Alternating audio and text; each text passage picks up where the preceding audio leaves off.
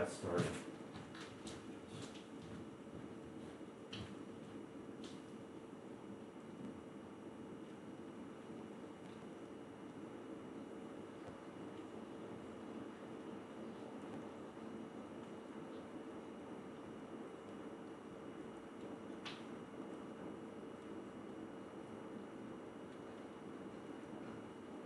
There we go.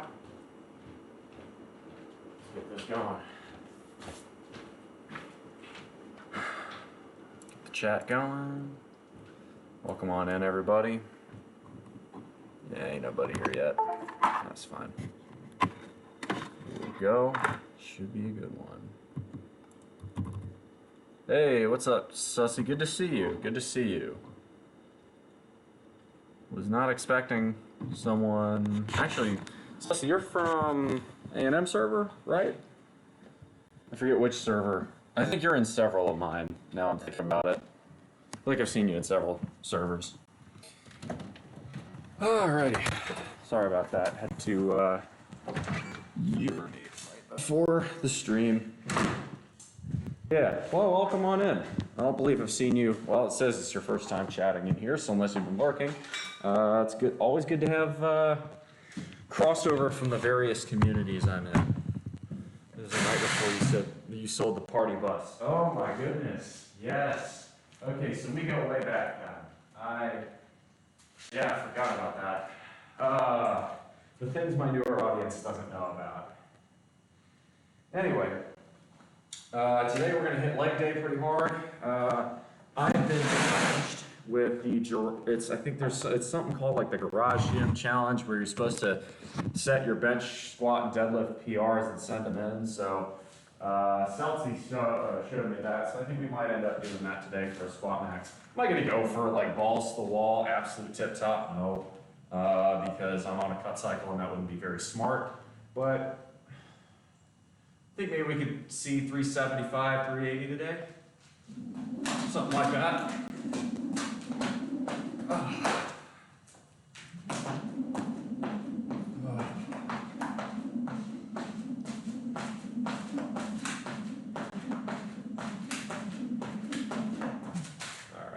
Don't need to do too much on warm-ups here. We're going to hit leg day as hard as we expect to. We should. So let's go ahead and dive in. Okay, jump rope. Get off of me now. Thank you. I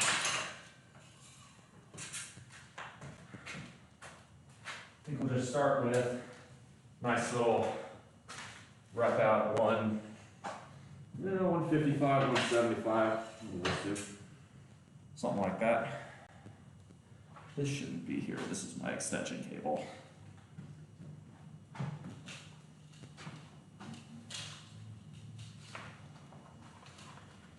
There we go. Much better. Let me go back here. As I should.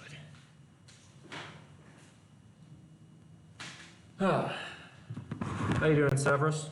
Good to see you. Got ourselves a good show tonight.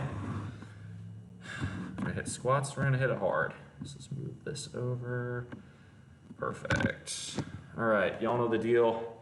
Crease the hips, top of the kneecaps, etc., etc.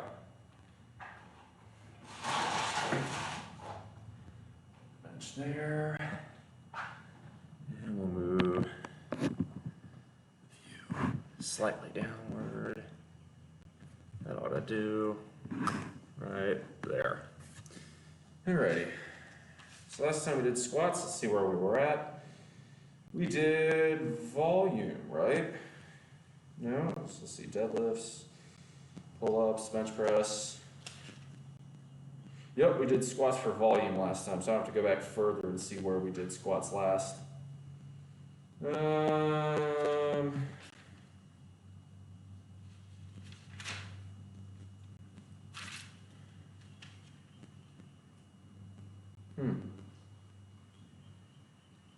When was my last normal squats set? I'm missing it here. I've got to be missing. There it is.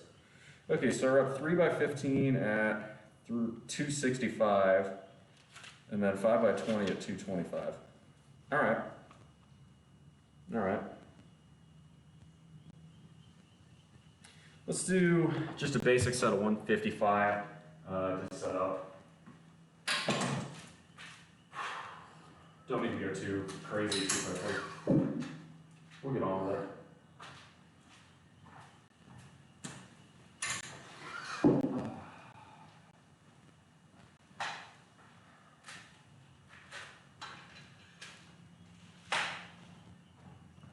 Weather's been strange today. It's been cool, almost abnormally so. Upper 60s pretty much all day today, but it's been very, very rainy, so I suppose that makes sense. What's up, Metal? Always good to see you.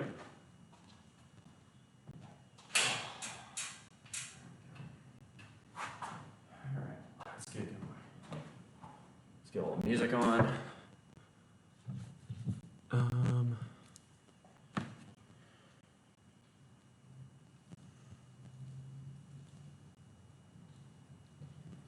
Little Aerosmith to start. A little Back in the Saddle. First day back from vacation, why not? Let's start off with some Aerosmith. So my bro was teaching me about Zercher squats, which I've never done before. We might attempt those in a little while. Oh yeah. Got a little rust.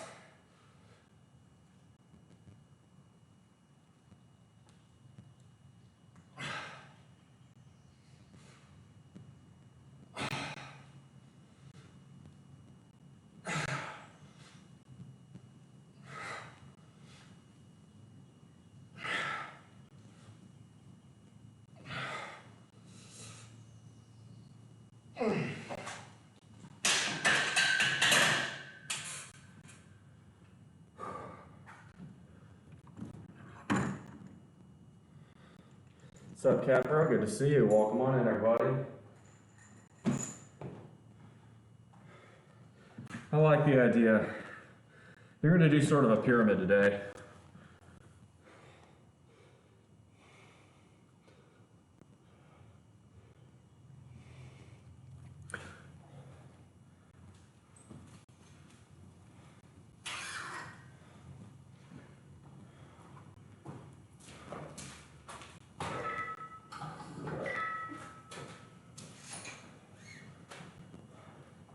We'll start maybe about, well, I don't want to go too crazy.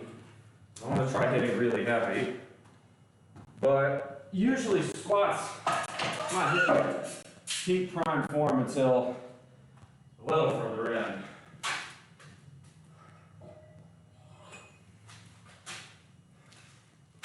We can maybe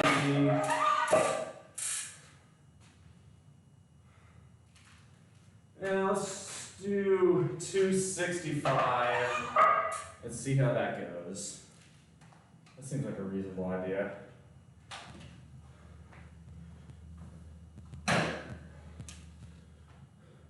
Was on vacation? Yeah, just for the weekend. I went down to the beach in North Myrtle because roommate's friends had a free beach house and offered it to me for the weekend. Hey, thank you very much for this. Oh my goodness, a sub bomb. Who we got from the sub bomb here? Luke Skywalker, thank you so much. May the force be with you.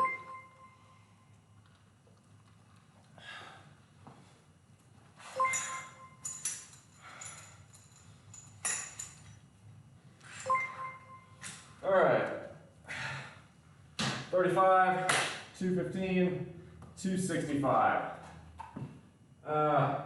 You do the math on metric. That's like 120, something like that.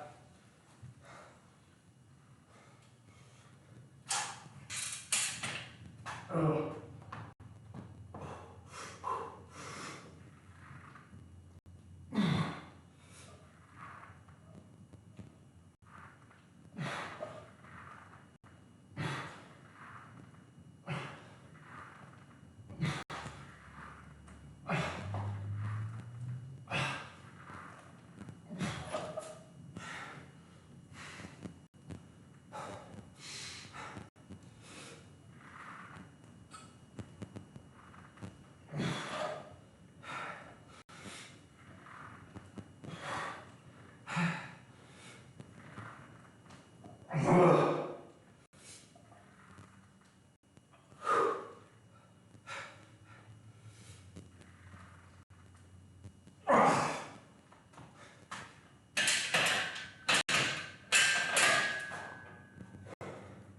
Depth check, how'd that look?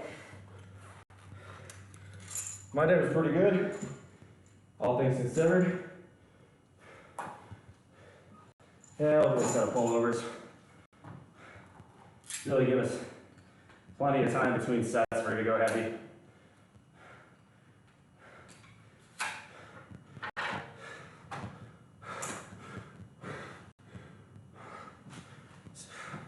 Form looks good. Nice. Good.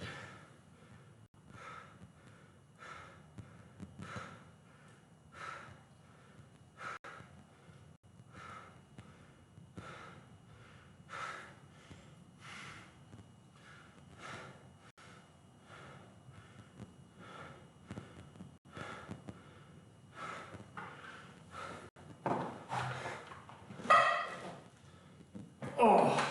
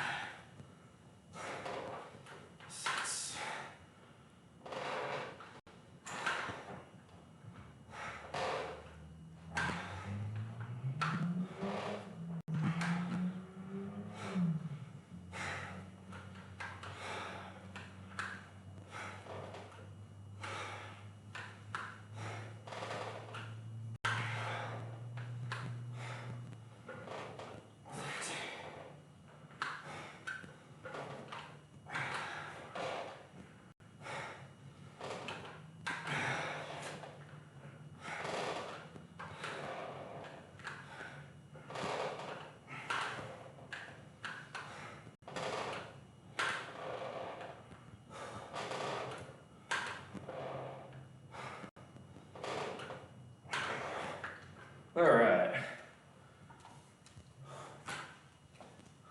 Gonna do some calves too. Maybe a lurking. Hey, that's all right, Kareem. Thanks for popping in. Yeah, I totally get it. Get your shit done, fam. Always gotta take care of number one.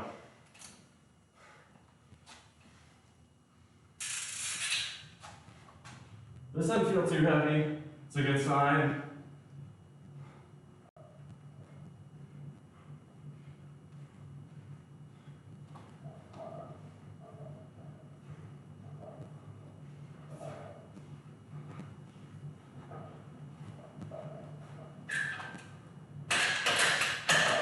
Doesn't feel bad at all. So here's what I'm thinking. The set at 315. Sure. I'd like to get 10. And then we'll see just how heavy we want to push it. I'm thinking probably at least 375.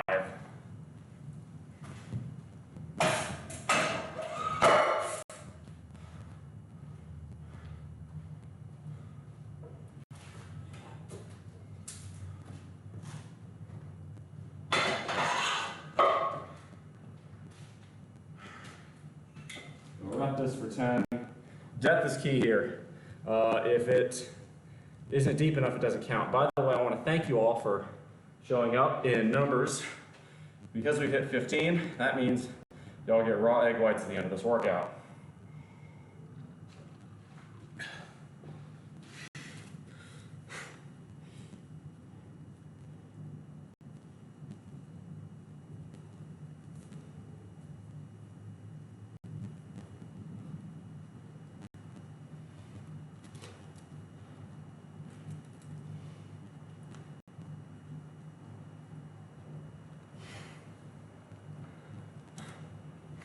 I appreciate that, Luke. Always does me good. Doesn't hurt good. See people who are happy to be here, enjoying everything. It makes me very happy.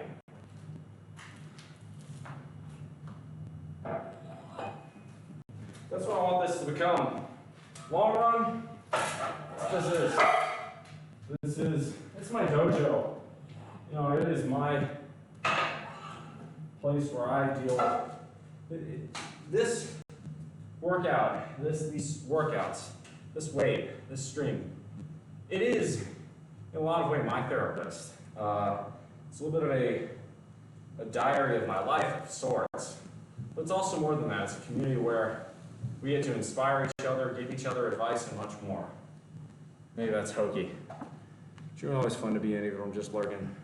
Mel, you're one of the people that makes them fun, I will admit. Server, the stream, and the server, not be the same without you. All right. So we're gonna take this off. And if y'all seen me do this in the past, the reason I take this off is I like being able to see how long I've been under the bar while I squat at heavy weight. This is going to be a set of 10. We've got 125, 215, 305, 315. I'm going to sit and hype myself up for a bit, and we'll go for it. Hey, Ludu, good to see you. Yeah, the birthday was a lot of fun. I went to the beach, took some pictures. For those of you who are interested, it's on my server.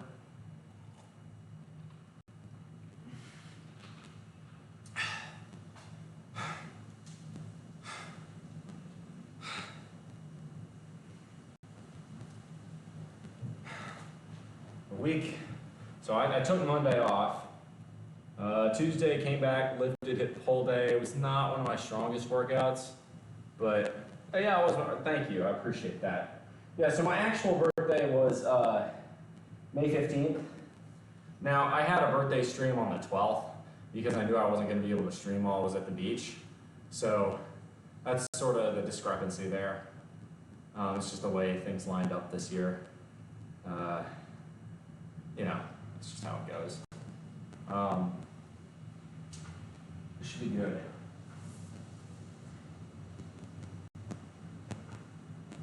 All right. I'm gonna hype myself up for this one. I want to get at least 10 here. I really want to focus on depth. So, as always, okay? But really importantly, this in the next set. We want crease of the hips at the top of the kneecaps, okay? That means parallel. All right, so if I'm not going that low, right? Crease the hips at the top of the kneecaps. I should be about here. If I'm not getting that low, you need to tell me.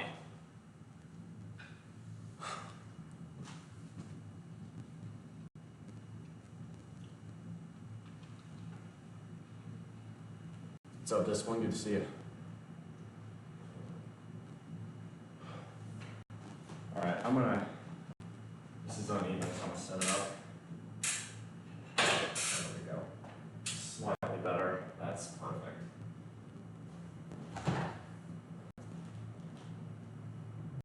Okay, so we're gonna hit 315 for reps.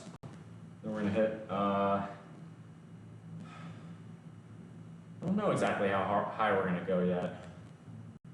Feeling strong. If we hit 10, I'm not feeling too shitty.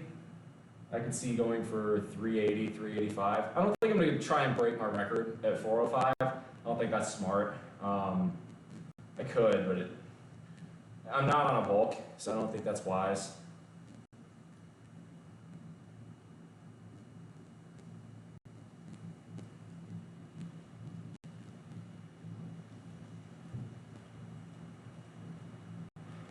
There we go. Told some of my friends.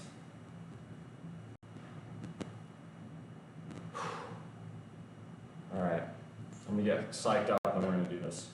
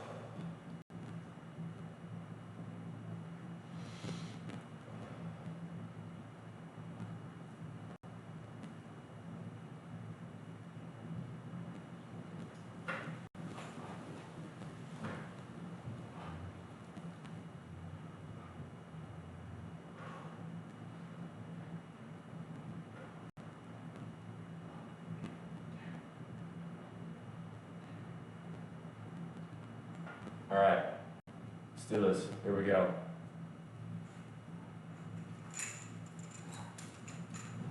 I'm fucking pissed off.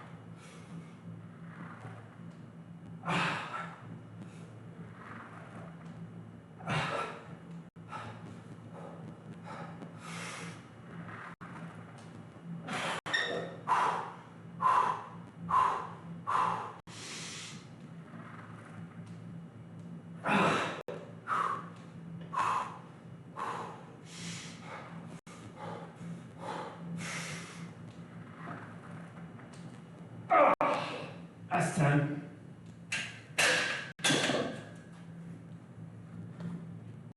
Felt pretty good.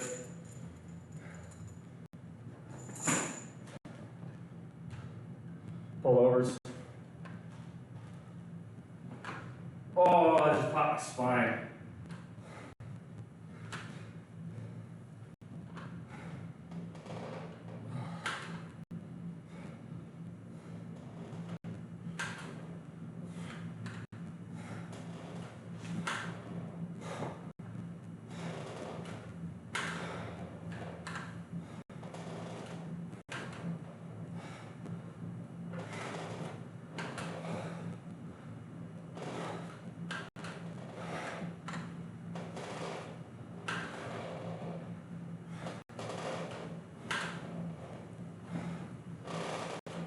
That was my death on those.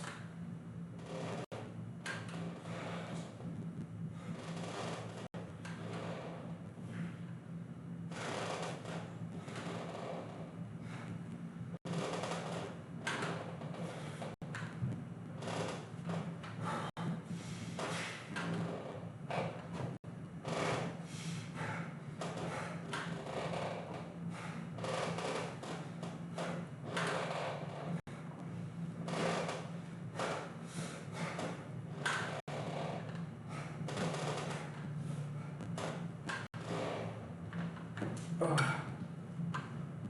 Thanks, Ludo. Was I deep enough? Crease the hips, top of the kneecaps? Were my thighs at parallel?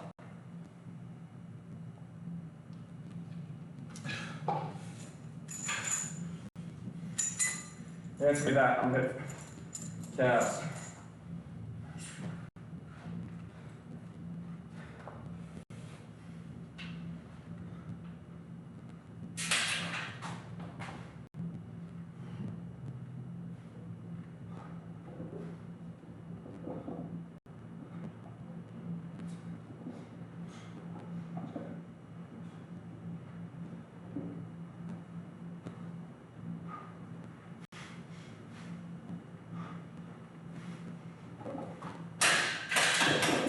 All right.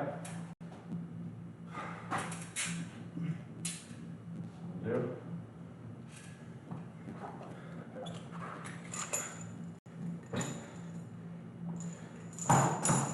I should do squats today. Really worked my hammies the other day. That's still barking. Listen to your body. Don't push it. Don't overdo it. All right. Now we have a question. Just how far do I want to push this today?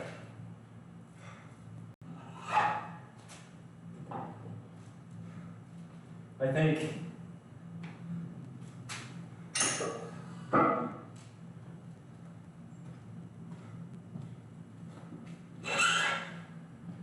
this puts us at 355. I'm not quite convinced that's what we should do. All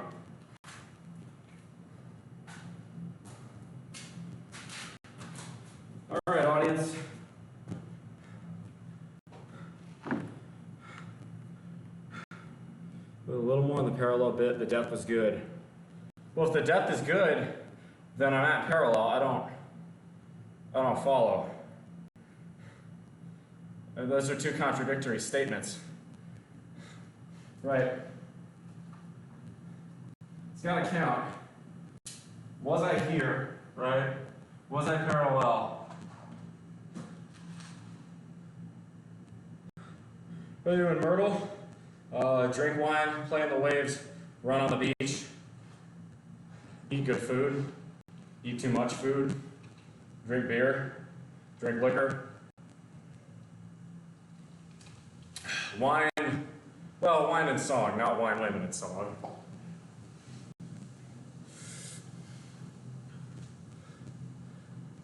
All right, audience. I'm thinking we'll play it safe.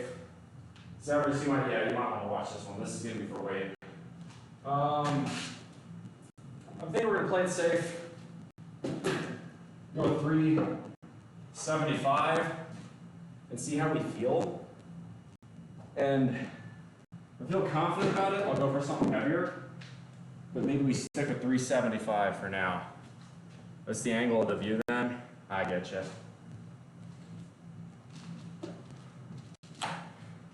Yeah, this is the trouble, right? I guess I could place you all over here. That'd give you about a better guideline for it. No, I'm gonna keep you all there. Okay, so 35, 125, 215, 305, 355, 375 pounds is roughly 150 kilograms, a bit more, maybe 140. Oh. No, it's more than that. No, it's more like 170. I don't know exactly how many 375 is. See, 220 pounds is 100 kilos, so 330 is 150. So, yeah, about 170 kilograms.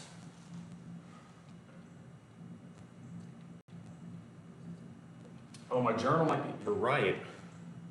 Good call. Let me move that.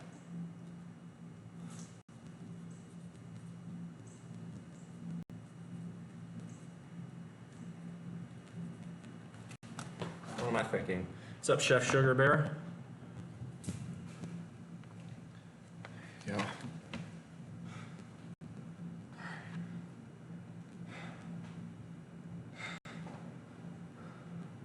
I don't like 375. I want an even number.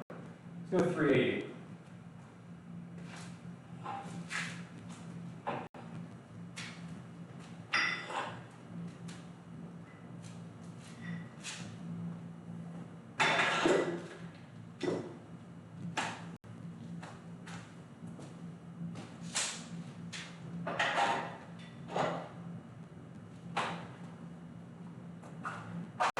Day's going pretty well. I'm about to squat quite a bit of weight here. If you're curious to watch me do that, that's what we're about to do. I just need to get in the right mindset once again. Oh, stretch out my back too. Oh. Oh.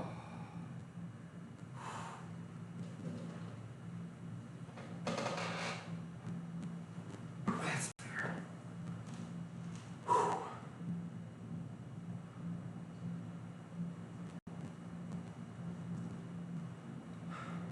Here we go with an old, reliable classic to go source of infection by Van Halen.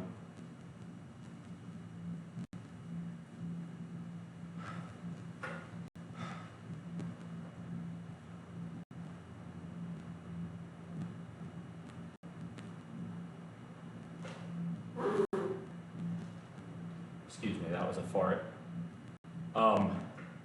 You're judging me for breaking wind before doing a very heavy squat. I don't know what to tell you. All right.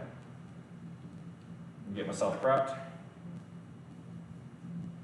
I'll go from there.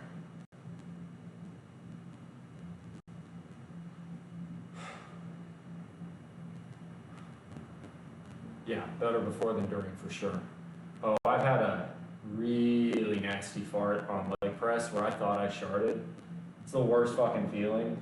Turns out I didn't, but I've seen that happen. That's why if I feel, a push down downtown, I go and use the bathroom and y'all just wait, because it's not worth it. All right. Enough poop talk. Let me get locked in, get focused.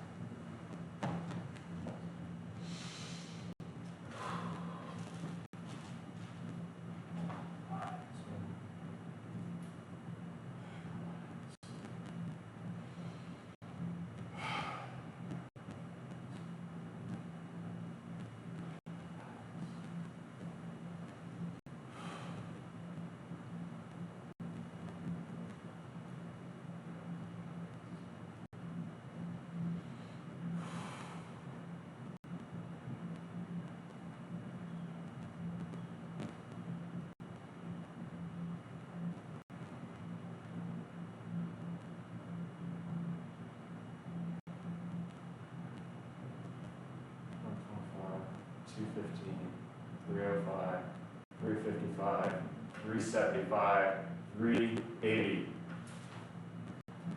Let's hit this. Time for some Van Halen. Nah. Little pump ain't gonna fucking do it. We need Van Halen.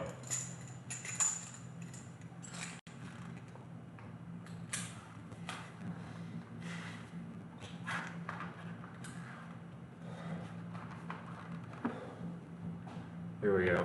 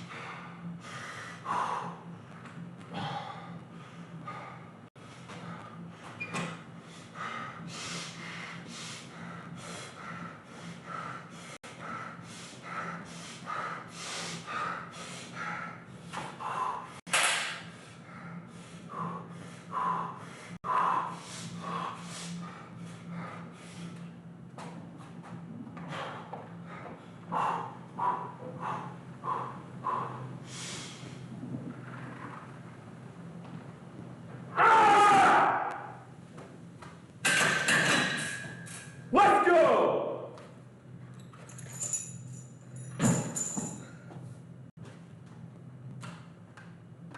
Whoa, shit.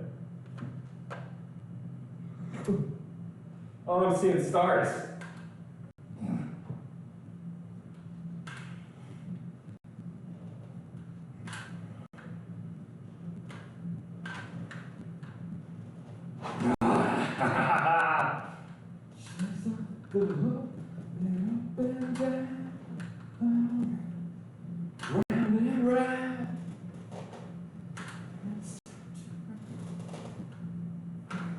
How was my death? How deep did I get there?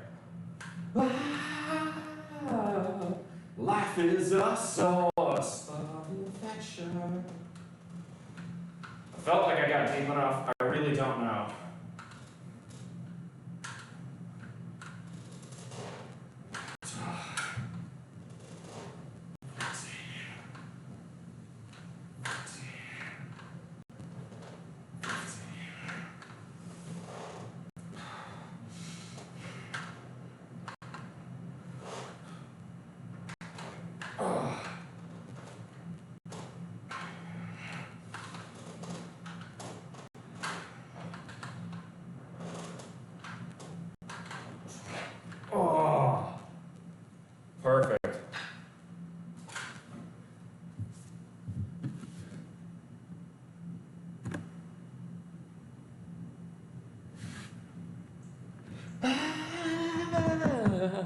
Life is a source of infection. All right. Give me a minute while I watch this. Actually, you know what? I'm gonna let it load and hit on a set of chasm. I'm waiting, as one does.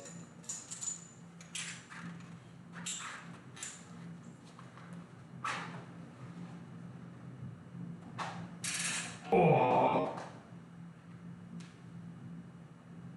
Now that's calves.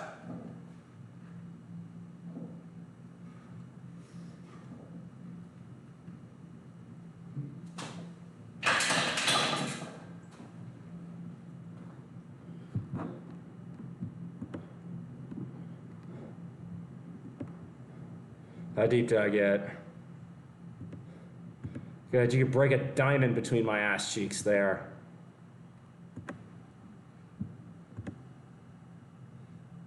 Is that deep enough? I would say that's pretty deep. It's a little bit harder to see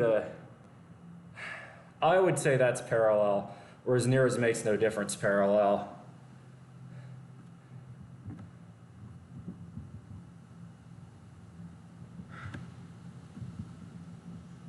Should stabilize the weight before going down. You came out really off balance and the depth suffered. Try coming out with a deep breath, recenter. Get your foot positioning and then go into the hole. That's scary, look like so much weight. Oh yeah, this bar is rated for 500, so I should be good, but it's definitely bending a bit there. So I came out off balance. Interesting. I'm gonna give, I feel like I was deep enough, but John is hiding in the box.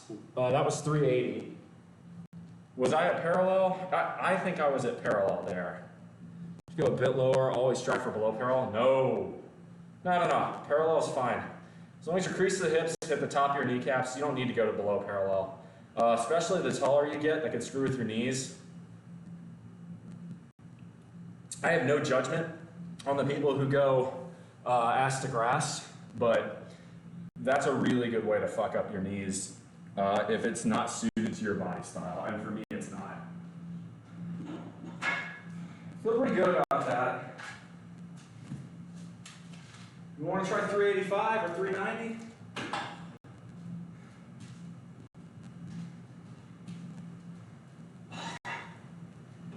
I think so. Why not? We're here. I've hit 405, so you know these are PRs. That's not how that works. It can. Dude, you don't have to go ass to grass. You certainly shouldn't judge people for just going to parallel. If you can show me some sources that prove why going to below parallel is any better than going to parallel, by all means, show me, but dude, I know too many guys who go ass to grass and then they get knee injuries later. You don't need to go ass to grass.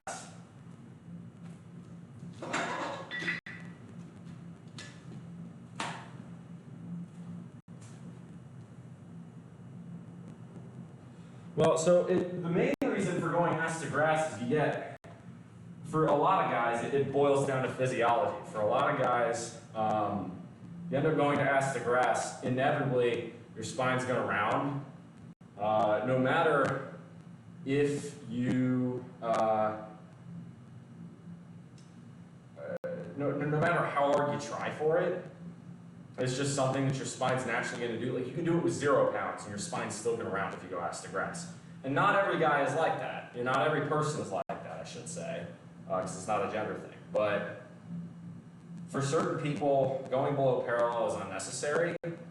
I'd say in general, going below parallel is unnecessary. I don't see the value. What it also allows you to do is if you go ass to grass, a lot of guys will use that as an excuse to bounce off their own calves, which is not a good form. I'm not saying ass to grass, telling that you're cutting depth for a reason.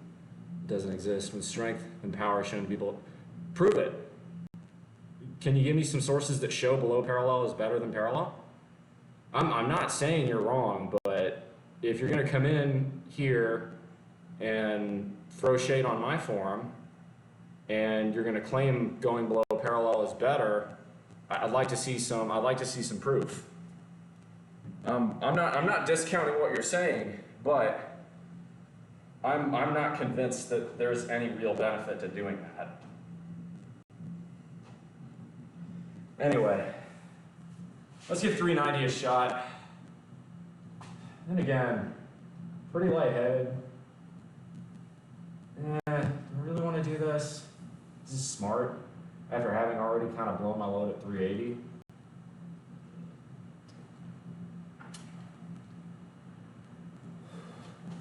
You need a support belt for some other parts. Funny. Now, again, and for every piece of, most guys I've followed in the weightlifting side of things, I'm not trying to hammer this point too much, is Alan Thrall's a pretty good one on YouTube, I think. He's a pretty good dude when it comes to knowledge and experience. And if crease to the hips, the top of the kneecaps is good enough for a dude like that, then it's probably going to be just fine for me. I'm not training for anything. I'm just doing this because it's enjoyable to me. There are guys 6 foot taller who hit below parallel. Well, yeah, sure. I mean, there are tons of different body styles. It really depends on what your body physiology, your anatomy is. It depends on, right? It's all about proportion. How big your torso is. There's a ratio of how big your legs are, how far up your knees are versus. You get the idea. And again, I'm very much willing to accept that I'm wrong on this, because to be unwilling to learn is to stagnate. But I've done a fair amount of reading on this account.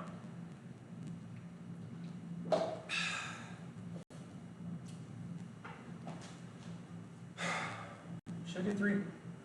Got it on here. You know what? I'm going to do a set of calves at 390. Even though I just did a set of calves, I want to do one more set of calves to get a feel for the weight, see if I actually want to do this. So right now I'm on the fence.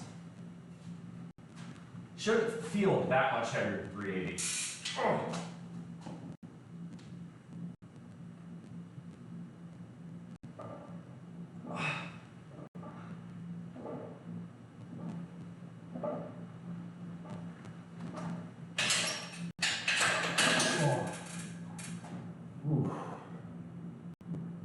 Okay, this is off balance.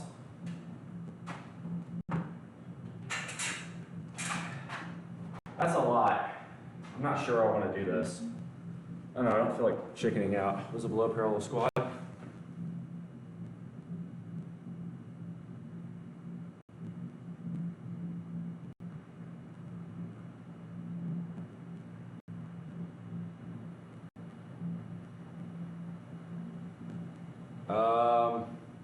I think you might have had a typo in that link. It looks like it's broken.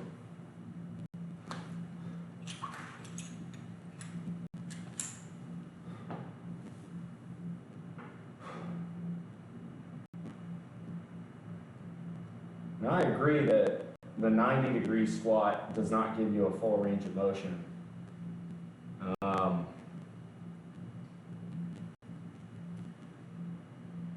But I think parallel is pretty darn good.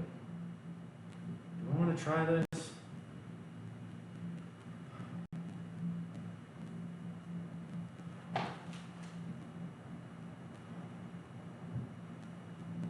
Honestly, I'm not sure this is smart. I think I'm going to pass. I know that sounds like I'm listening out, and honestly I kind of am, but I don't really see a good use for doing that. I think what I might do is like a 2 or 3 rep set at 355 instead. Get a little bit more time under the bar at heavy weight, a little bit better feel for it before moving up. Yeah, I'm not even on a bulk cycle, so I shouldn't be going for absolute max.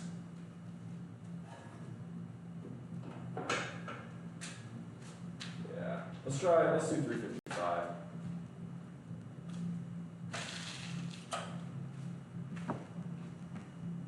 Any coach worth their salt will tell you full depth is more optional. For every single person I've seen that says go ask the grass or go full depth, I've seen some that just say go parallel. So, as far as what, calves? I mean, I do calves every leg workout. I mean, it's not that critical a muscle, I guess I'd say.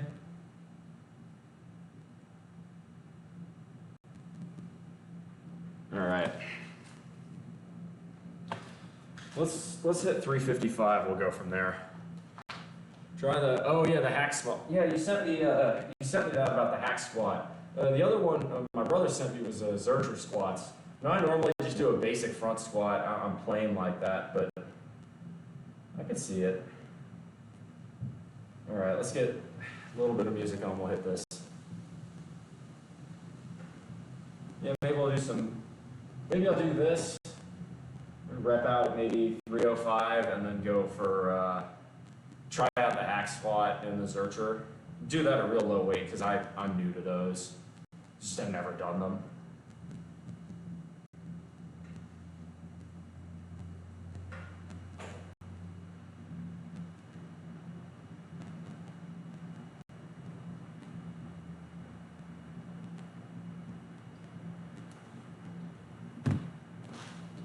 All right.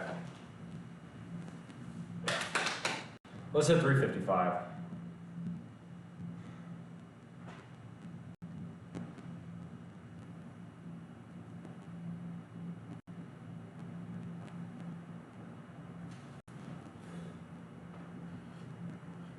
I ended up not putting those beach picks on there. I don't want to get kicked off the platform. I feel like those are pretty borderline. All right, let's hit this.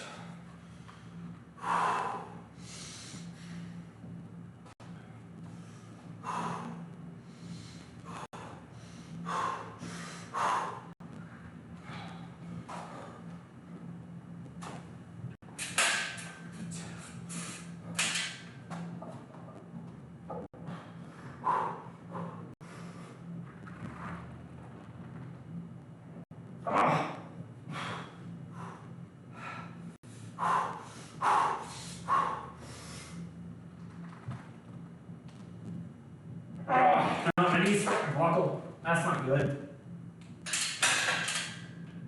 Okay. Yeah, not hitting 390 was a good idea. I killed it on 380. We weren't doing any better than that there. That's okay, given that I'm on a cut cycle. Not thrilled by it, but I'll live.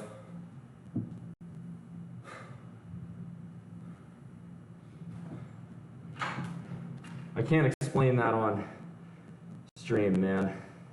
You know full well why.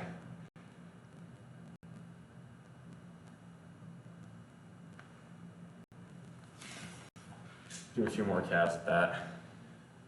And we'll rep. We'll rep for volume at 305, I guess. I don't know. I think, I'll be honest, I was definitely like really lightheaded, kind of seeing stars there after 380. So I don't really think I'll push too much more high weight. I think rep out at 305 will be all right though. Maybe see if I can get a set of 10. Maybe I didn't see something. It sounds like you didn't.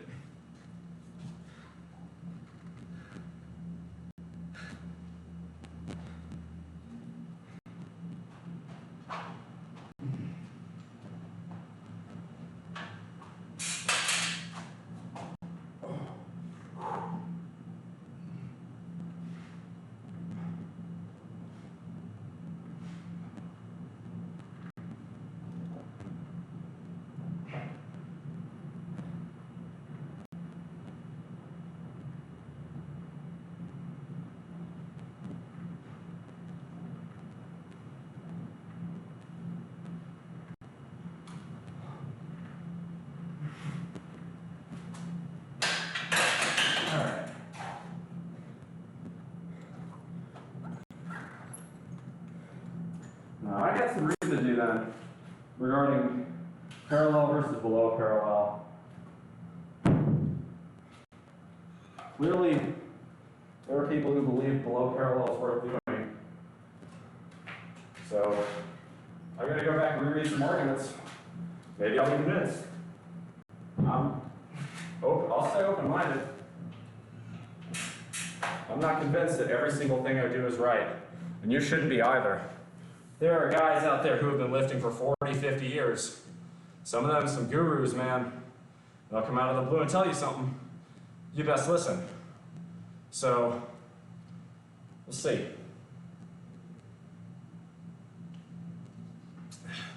Yeah, Cronoia going out racing?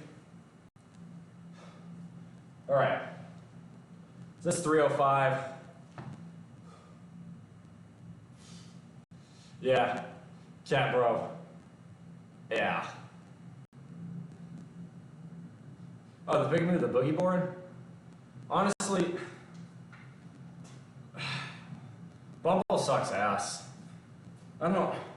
And to be honest, like,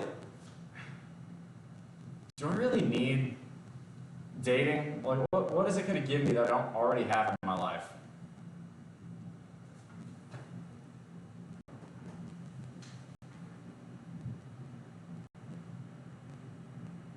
I gouged out and chucked my finger. That hurt.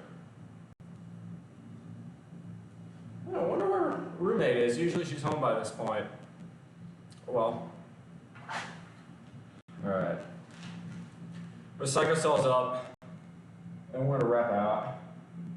Yeah, that's sort of the thing. I'm at the point where I'm trying to figure out, why am I doing this? Like, why am I on the dating market? What does it bring me? I've been on a few dates. Been okay, but it's not something I particularly enjoy going and doing. Usually involves me paying for someone else's food, and that's a lot less fun. I'm a huge fan of going Dutch. But apparently that's not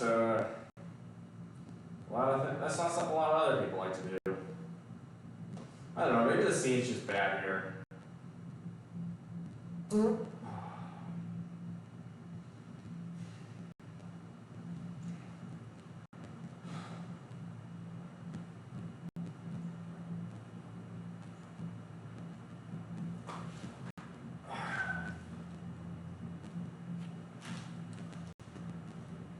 All right, Louis, thank you very much. Soon you'll find someone who will add something to your life, right? And that's sort of it. Like, I have not come across that person yet.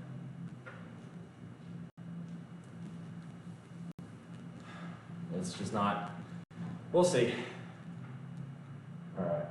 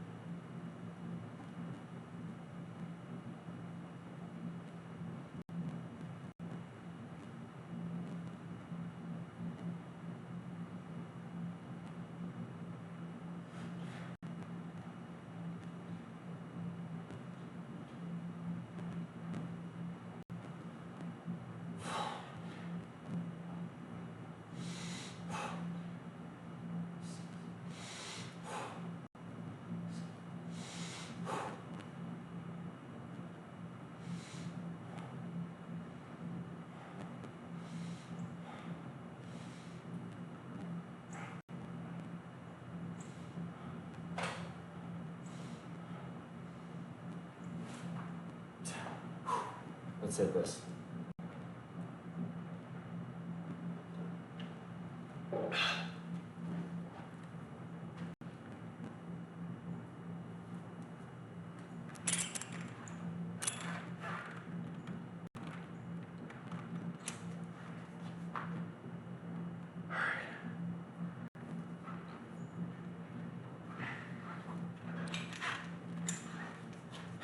Here we go.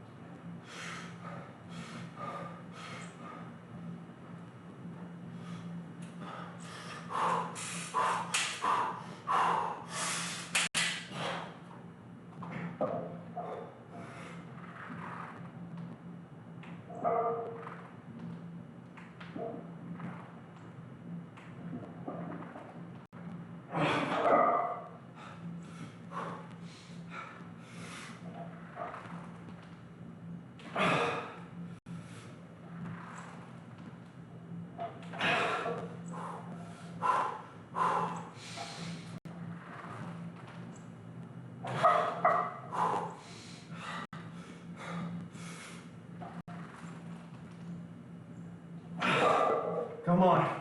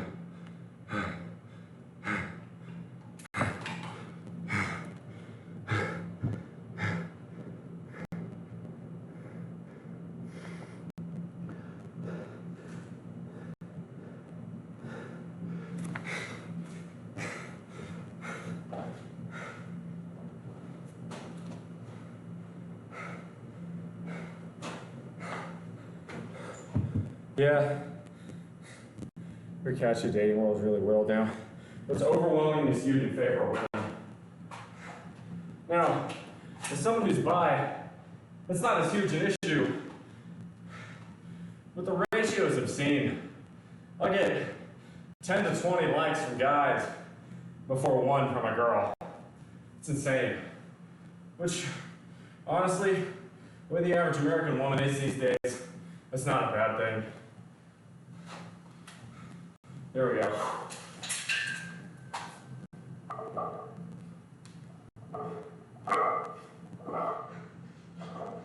They shut the lights up. They took the car and I bought a sawed-off shotgun.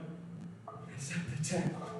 I lost my job and you got hooked on oxycodone. They shut the lights off. They took the car and I bought a sawed-off shotgun.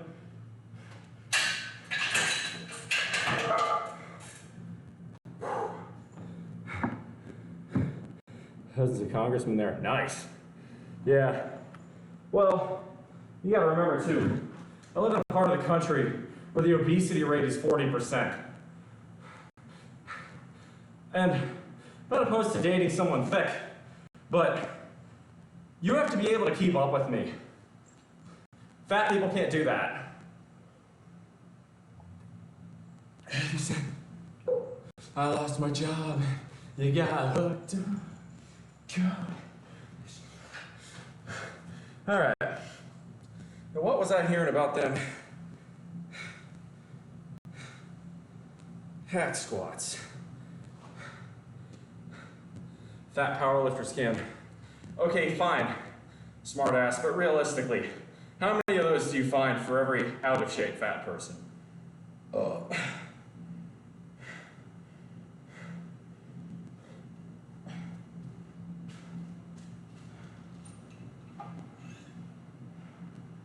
All right.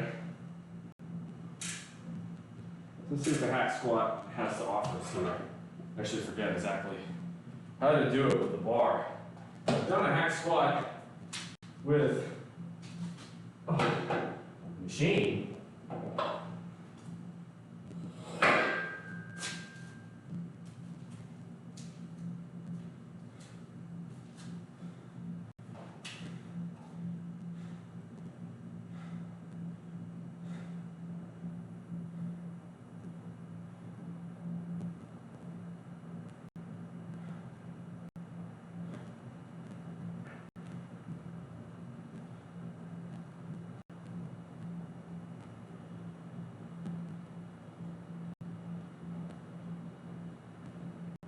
Looking for him. Come on, show me how to do the hack squat. I'm just trying to remember which one it is.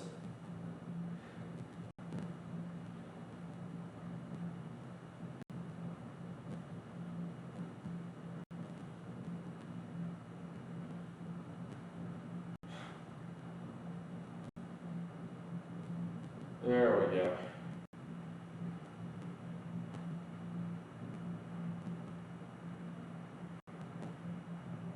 Okay, that's It's just telling me how to do it on the machine.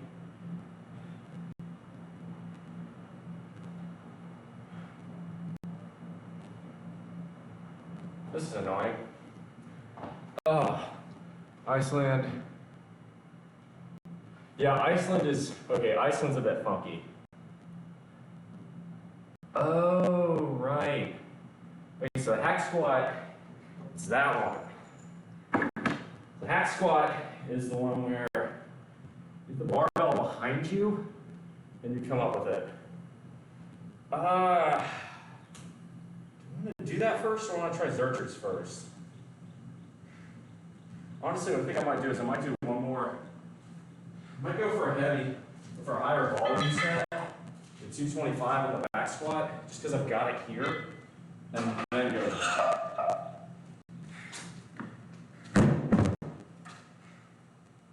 I think that's probably what I'm going to do. Yeah.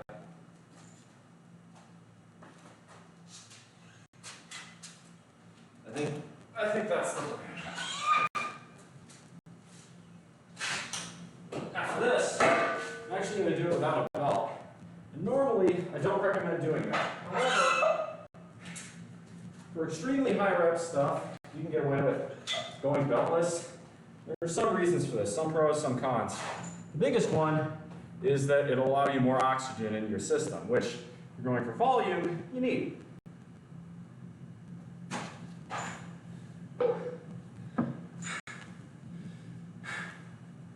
All right. Ooh, hello. Okay. Something in my knee just popped. That doesn't feel great. We'll see how much further we can go. If my knee is telling me to stop, then we're going to stop. It's weird. I was feeling all right. Let's get...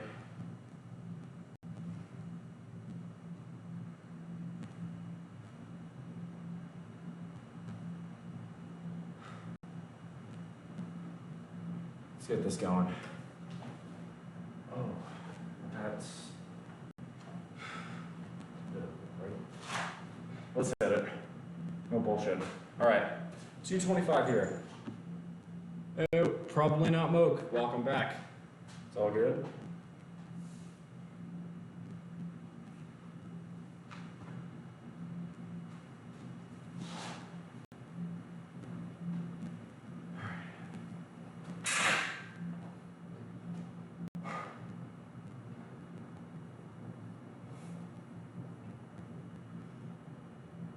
All right, here we go. You're gonna hit this for reps.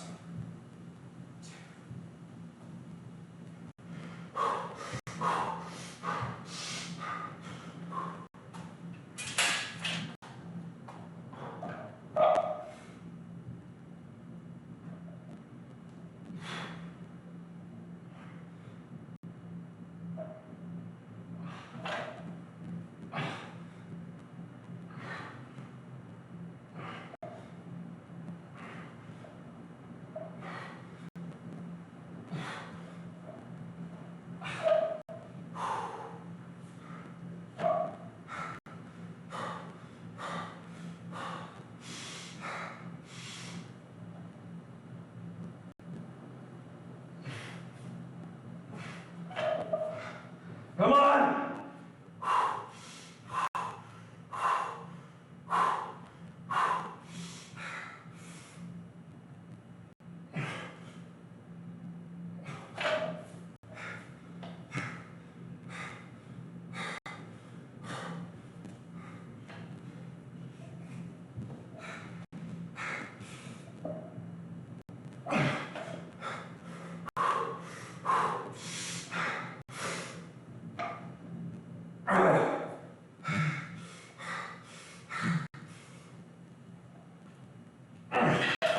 That's 20.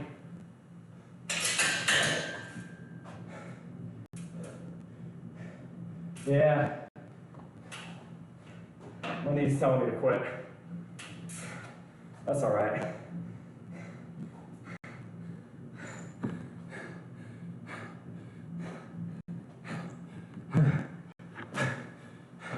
you didn't realize one of these was happening, join the Discord and sign up for the ping roll, and it'll give it to you. What's up, Bama? Yeah, there's a roommate.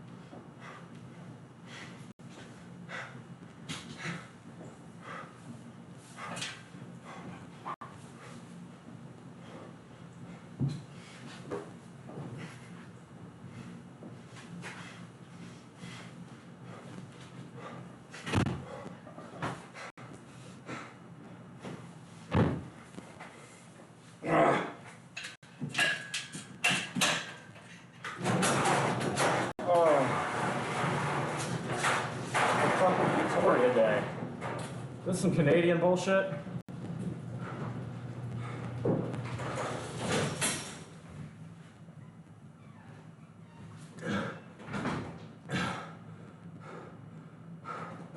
Bama. Alright, the rule in chat is don't say anything that will get me kicked off Twitch. You can notice. Alright. For Twitch, look. This is an unair conditioned garage in the deep south in the summertime. What do you want me to do? I'm already sweating bullets. It's not even all that hot today. All right, here's what we're gonna do next. We're gonna try Zercher squats and then hacks. Let's see how it feels. Never done either with a barbell, so I'm rather excited to see how it feels. So the Zercher squat is, the simplest way to describe it is a variety of the front squat in which you place the bar in the crook of your elbow and you squat frontwards. You know, I genuinely have no idea how this is going to feel or how my body will respond. So we're doing a little bit of experimentation and exploration here. I think we're going to want clips for this. I don't see why we wouldn't. Now, elbow height. You're right about there, so probably one below. Okay. Okay. God, this feels like a hat now. This is so light now. That's fucking wild.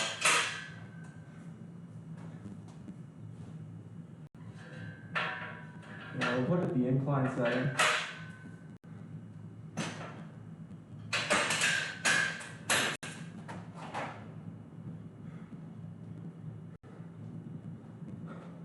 Mad Fox Fingers says girls past their teens tend not to date assholes.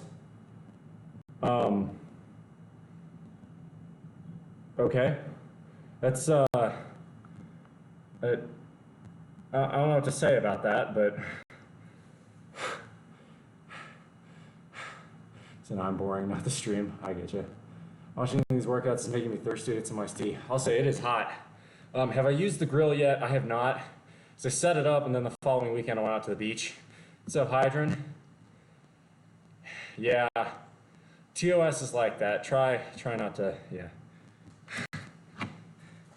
Try not to get too explicit. I'm not. I'm just trying to be, reasonable.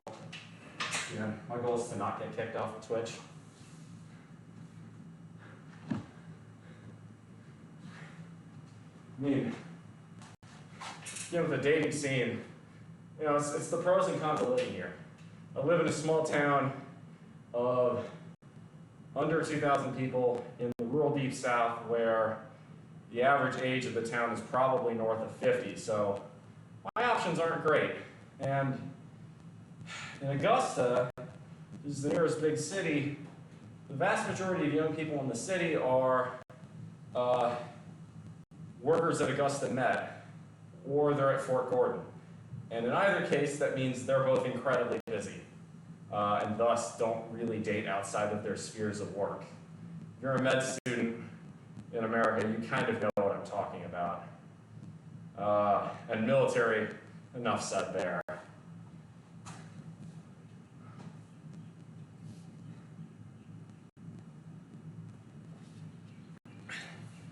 Okay, so I'm gonna wear the belt for this. Typically, for weight this low, I don't. What's the median age of my town?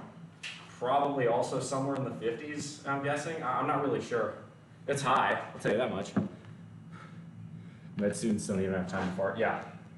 Now, Augusta U has a pretty good med program. A lot of the time, so in the summer, since it's actually starting up in June, I play Ultimate Frisbee, and that's a lot of med students, and that's like the one thing some of them will carve out time for.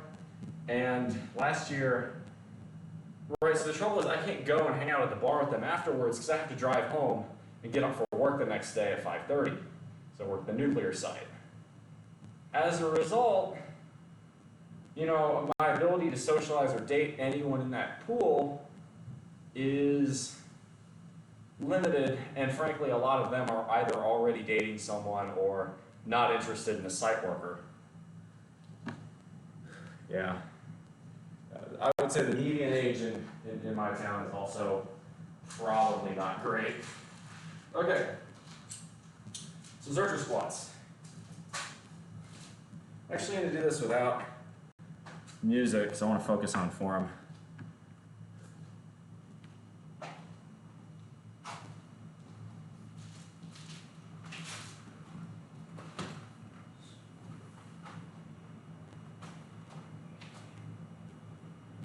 So you got to take your elbows. Okay. You got to balance them a little bit better. Maybe you can't use a belt with this because if it's going to be up against your gut, or maybe we'll take the belt off. This is strange. So, right, the idea is you put your elbows here. You basically front squat with the weight in your elbows. Let's see how this feels. 2, 3.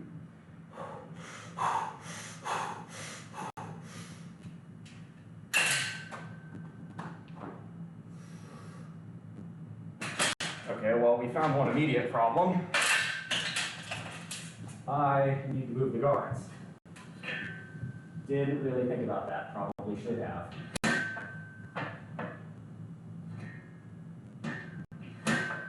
I'm just going to take them off.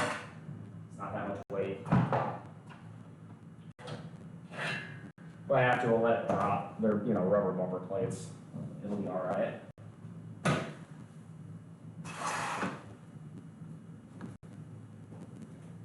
Small town, piggy fucker, busy life. That looks awkward as fuck. It's strange, that's for sure. By the way, keep an eye on chat. An eye on the viewer count chat, because if we hit 30, y'all do get handstand push-ups. Alright. Let's try this again. Alright, 1, 2, 3, up.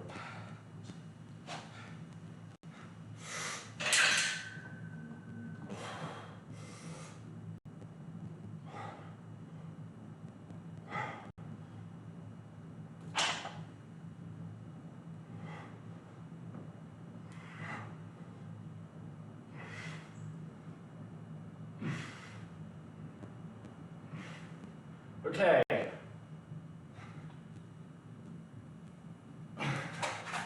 Kind of failing to see the point here. I mean, all that is front squats, but in a way that makes your forearms and elbows hurt like the dickens. What's the value of doing this over front squat where it's resting on your shoulders? It's the same center of gravity, One's just in a easier place. Now, it wasn't hard. I'm not doing this with a ton of weight because I'm new to the exercise, but for any experts in the chat, do you have any idea why you would do Zerchers over a normal front squat? Because I don't really see the point here. I'm not quite understanding what this is, like what the benefit is to this.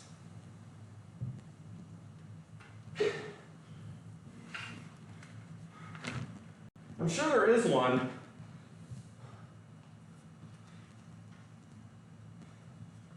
The other thing too is I can do a front squat with more weight than this. Now obviously, as I got better at this, I'm sure my elbows would toughen up and I could put more weight on there, but again, who benefit? Like, how does this, maybe I'm missing the point. We'll do 3 sets at 10 on this, because we've already got it set up.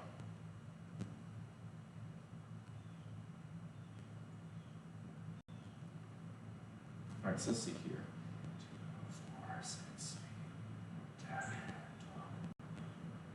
13, 16. All right. Yeah, we're going slow. What's up, Big Red? I will put some music back on, though. This is, yeah, I'm failing to understand the point of this exercise. I know Lab Boys was coming in here talking about this. He's the one who was telling me about it, but I'm gonna need to talk to him about it, because what does this do that a goblet squat or a front squat doesn't do? And it's not like it's convenient, right? As a matter of fact, the front squat, you can keep the squat rack at the same height. With this, you have to adjust it. So it's not a convenience factor. I don't know. Let's do another set, see how we feel with it.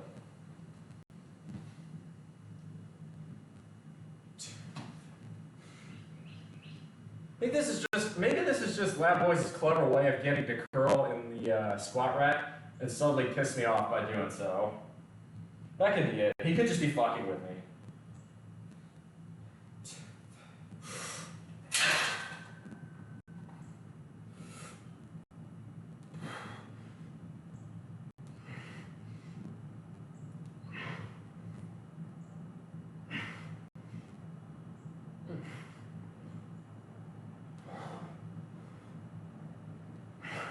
Hey, thanks for the follow.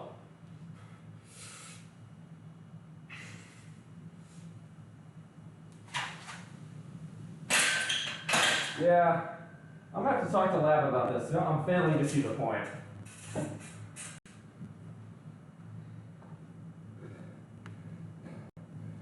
Z Cat Cube Z, thank you for the follow. I appreciate that.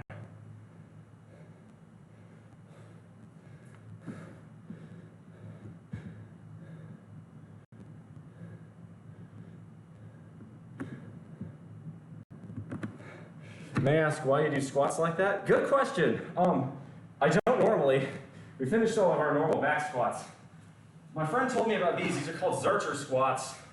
And the idea is instead of doing a front squat where it's on your shoulders, you hold it in the crooks of your elbows and you do a front squat. And to be honest with you, I'm failing to understand why one would do these too. So the answer, Cat Cube, is I'm not really sure, but my friend told me to try them out, so that's what I'm doing. Always be open to new things. That's important. But no, I don't see the value in doing this. We'll do it for 1 more sets because, completion's sake, but I think not. I'll try hack squats next.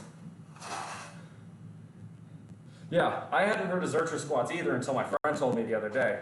And I still don't see what this does for you that a front squat doesn't do.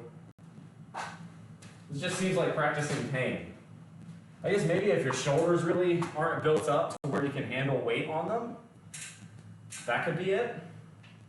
I don't know. I have to pick my bro's brain on this, because I don't get this. I'm failing to see the point. I might do some lunges too after this. We'll do some hack squats and some lunges. All right. 3, 4,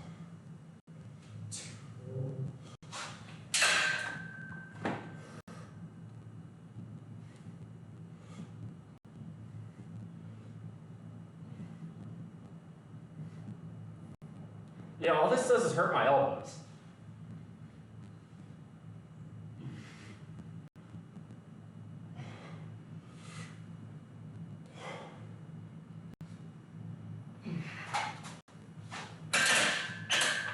Yeah, if someone can. No, I don't get that one. I'm probably not going to do that again.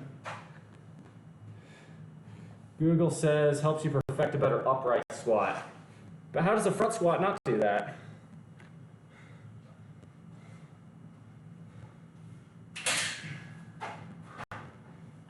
All right.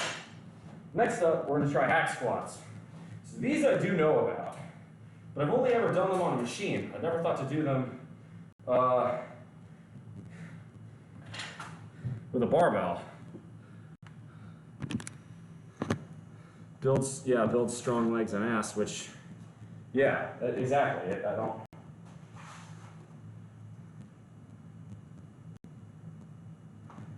All right, so let's try the hack squat. These, I had to remember what they were, but then once I saw, I understood. So the hack squat, the idea is grab the bar behind you and you bring it up.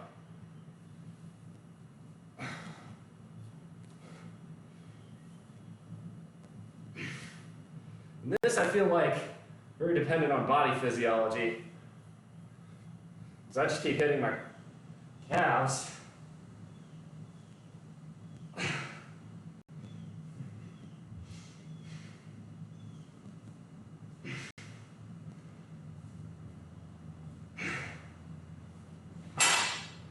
Maybe I'm not doing that right either.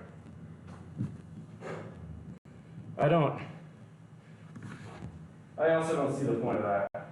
That seems like the worst of both a deadlift and a squat. I'll continue doing them, but I feel like a lot of this comes off as condescending. There's no way to really say it without it coming off as such, but I feel like all of these are just clever ways to get out of doing regular back squats. The conventional back squat is the king of all exercise workouts, and nothing really tops it. Also, I like how that Fox person came in, left one condescending comment, and then left. That's funny as shit to me.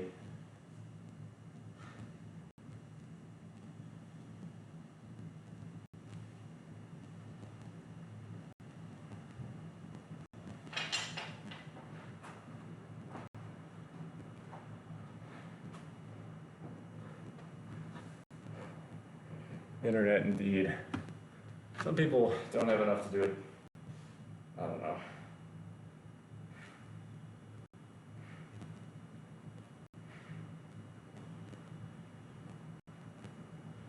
Let's get a little bit more music going.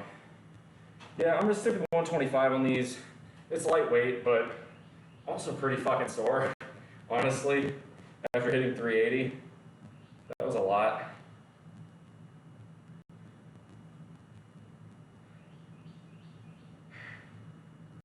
Let's see here. Let me make sure I'm doing these right. All right, so the Hackenschmidt squat.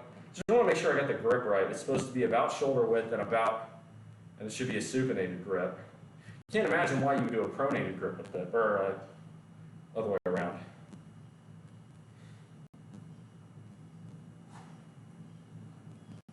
It says it places a big emphasis on your quads, but you're still aching for attention. I mean,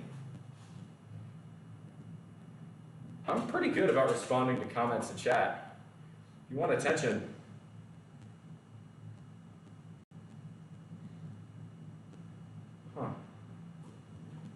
don't tell me I lost Wi-Fi. Oh no, it's just my phone. Alright, whatever.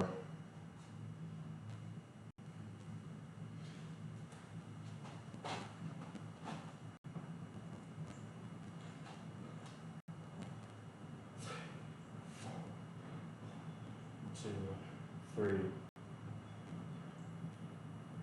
What the hell?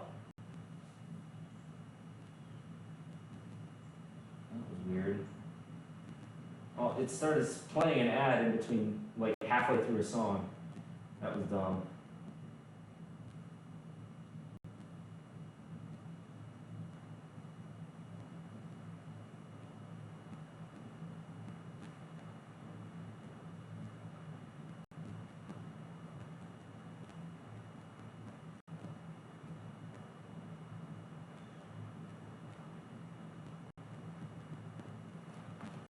All right, let's do this.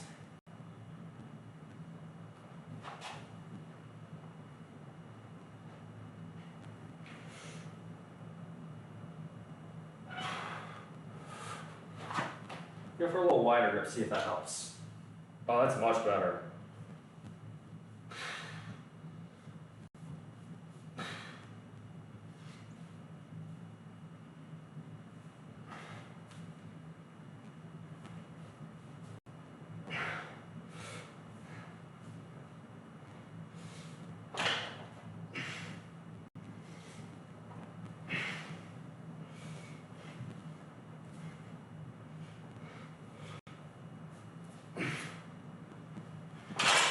Yeah.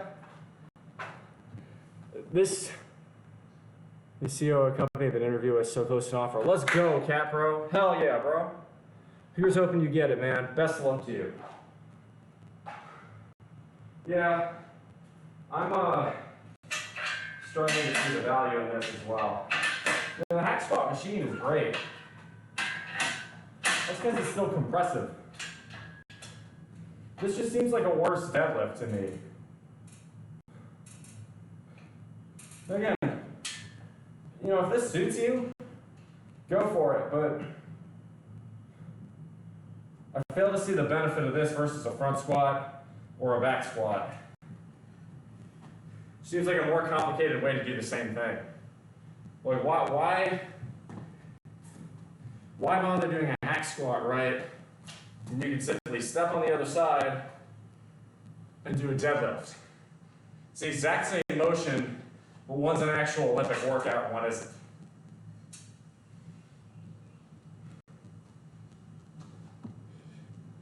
Exactly, yeah. Well, I'm old-fashioned.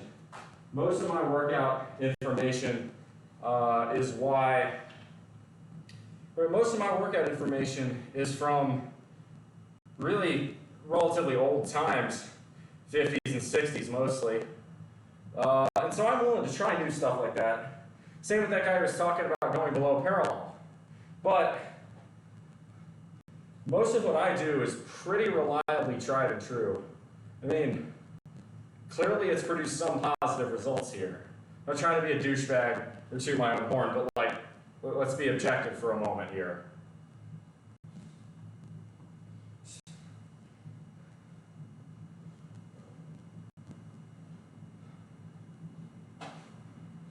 I'll give you all a different angle of it. Tell me if this makes a difference. I mean, I can't imagine it makes a difference on form, but maybe there's something you guys notice I'm doing. I really have no idea.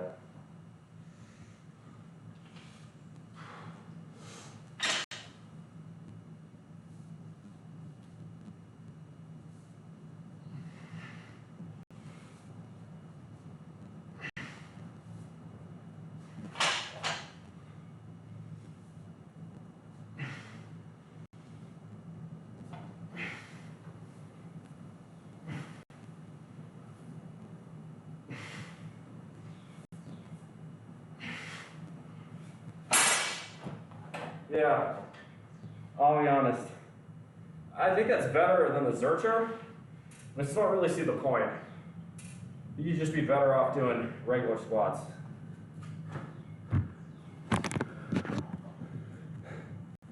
You mean you haven't done that exercise where you wiggle your finger and suddenly the most built dude on the planet? Looks even more awkward from that injury. Ooh, macro threw out his back. Was that this morning? No. Man, he keeps warning me about my 30s, and I'm like, because look at, y'all seen Acro, dude's fucking built. Dude's like competition good. And if he's having these injuries in his 30s, you know, I'm at 28, I'm getting to that point. Oh, that prospect scares the living shit out of me. Anyway, let's finish out with some lunges here, and then some Bulgarians, and then I think we're gonna call that a day.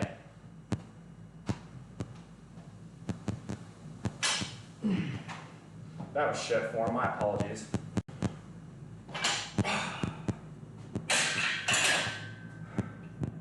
That was the laziest power clean ever. What was this morning? He was talking about it.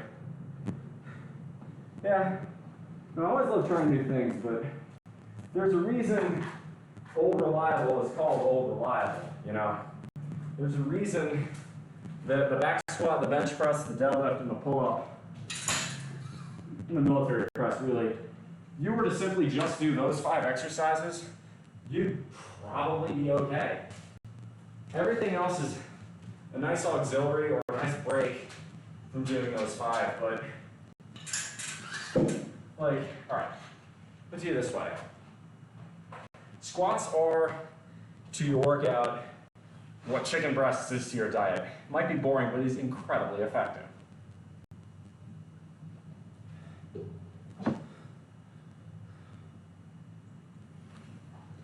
Oh, fuck. Go for some chicken right about now. Although y'all did get egg whites. So, if we hit 30, let me know. We'll go for there.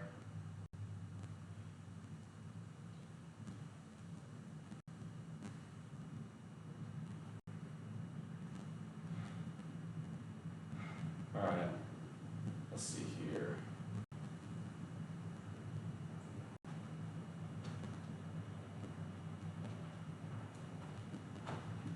That'll do. Let's just hit lunges. I'll watch back on. It's actually reasonably cool in here right now. It's like maybe low 70s. It's unusual. It's been raining all day, which is why. I actually had to go and bail out the drainage system next to my driveway. Otherwise, this garage is going to get flooded again. Ugh. All right.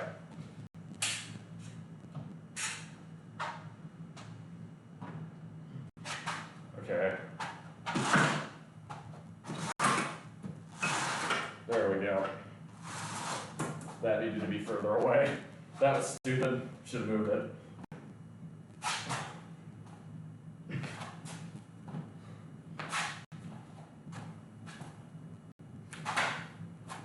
Control, come on.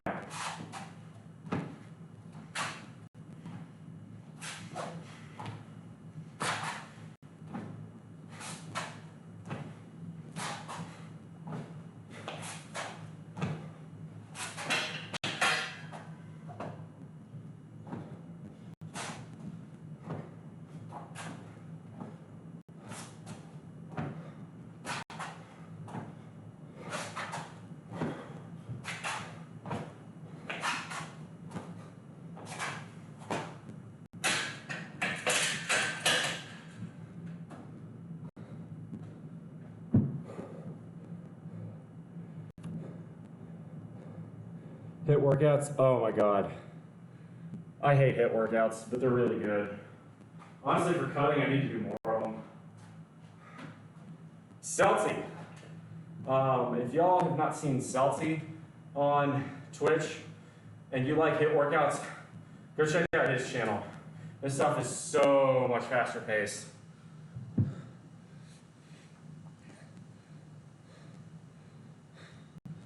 Interesting. This is Steelers are hiring Trubisky as a backup. I think Pickett is the answer. If they really want to stick with Pickett, Rudolph and Trubisky.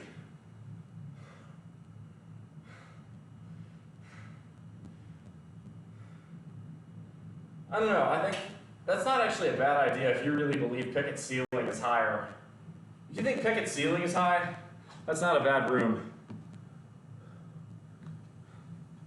So I was gonna do a 2-minute sprint. Oh, dude. Okay, this bothers me. It's not a sprint if you're going for 2 minutes. You could say it's running fast, but a sprint to me, that's like 100 meters tops.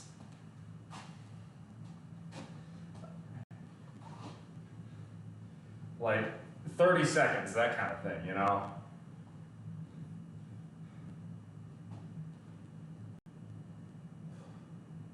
Maybe that's just my opinion, because like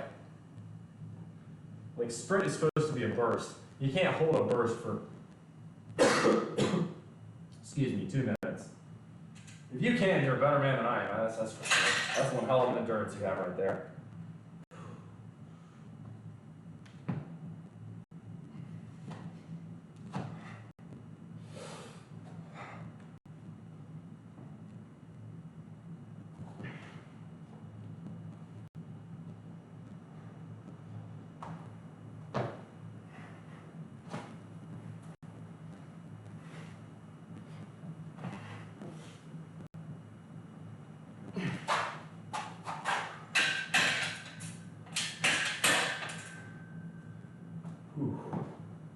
All right.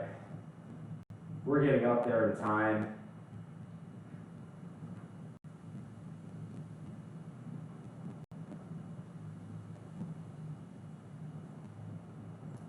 I think we're gonna call it. We'll do one more set of lunges, one more set of splits. I think I'm gonna bail on Bulgarians. I'm pretty exhausted. 8 miles an hour. Yes, that's a 7:30 mile. I would call that, that's a quick pace. I wouldn't call that a sprint. Oh God, the laughs. The Toronto Maple laughs. All right. Let's get to final songs. Finish her up here, finish strong.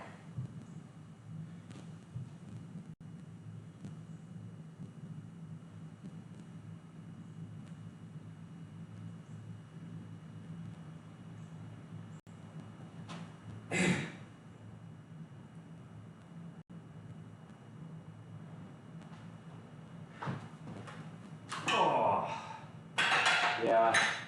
Basically everything is sore at this point, which is a good sign. I'm pretty much cooked.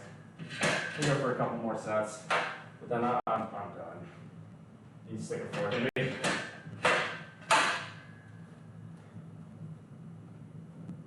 We do resub because you deserve and love watch your workout. Thank you. I appreciate that. I'm on Bull, big finish. Appreciate that. Yes, strong like Bull. You know, it's funny.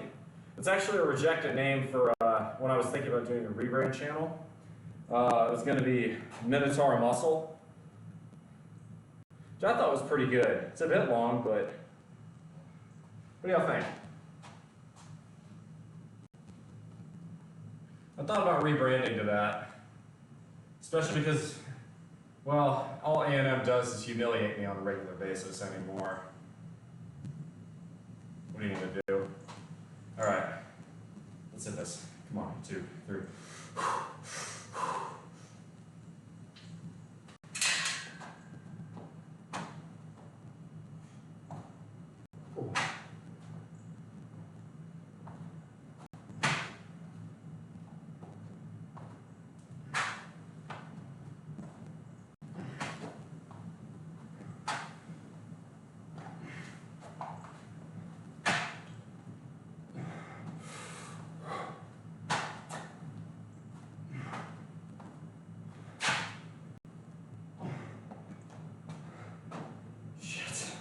Come on.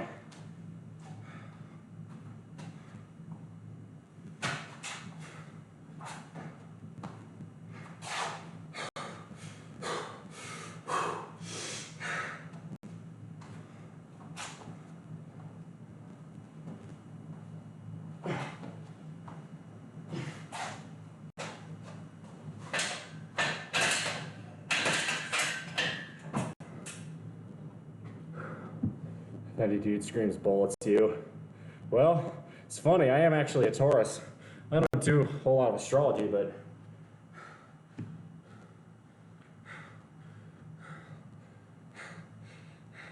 Big Red Fro.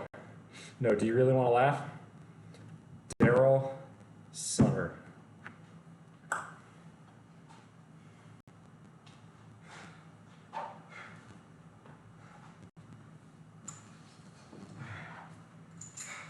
We got one more set.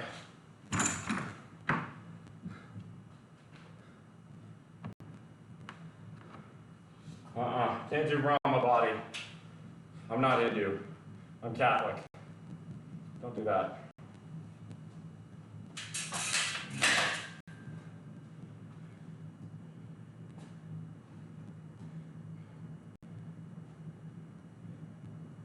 That I will not do. It's a good name, for sure. If I was Hindu, Brahma body, that's pretty fucking fire. That's a great name.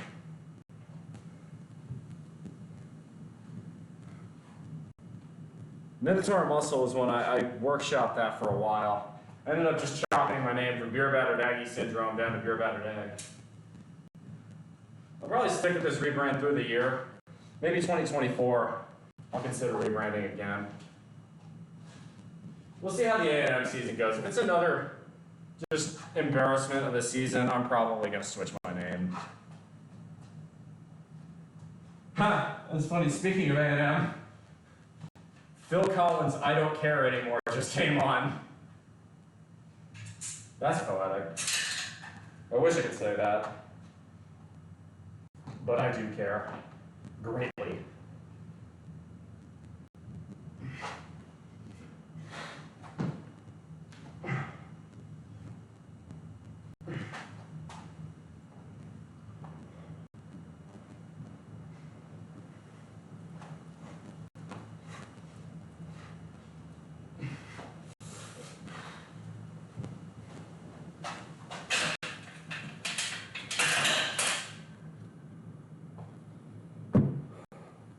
Birthday was a couple weeks ago. Mine was on the 15th.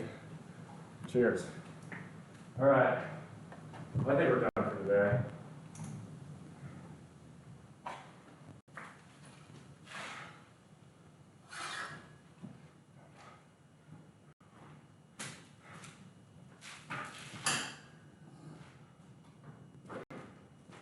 So we clean up.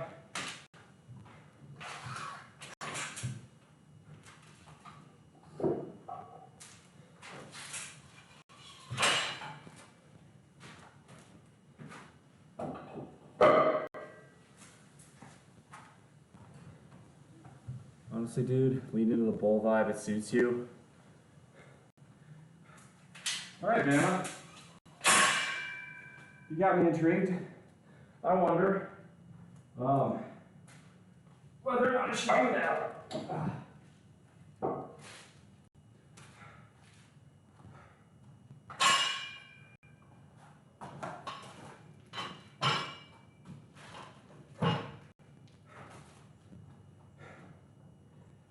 Maybe I'll run a poll in the server.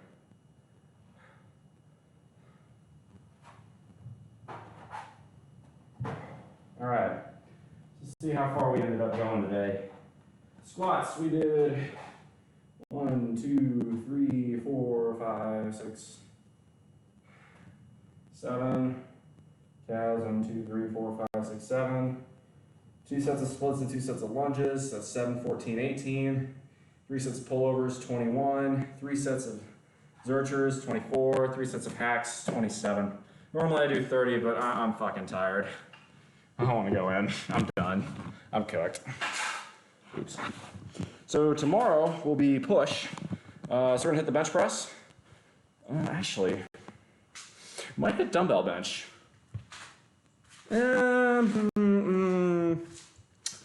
is this nice competition, which is why I went heavy today. Holstein beef. I mean, I actually am of German ancestry, but to be honest, I kind of think it's like super cringe to make your identity based around where your ancestors were born.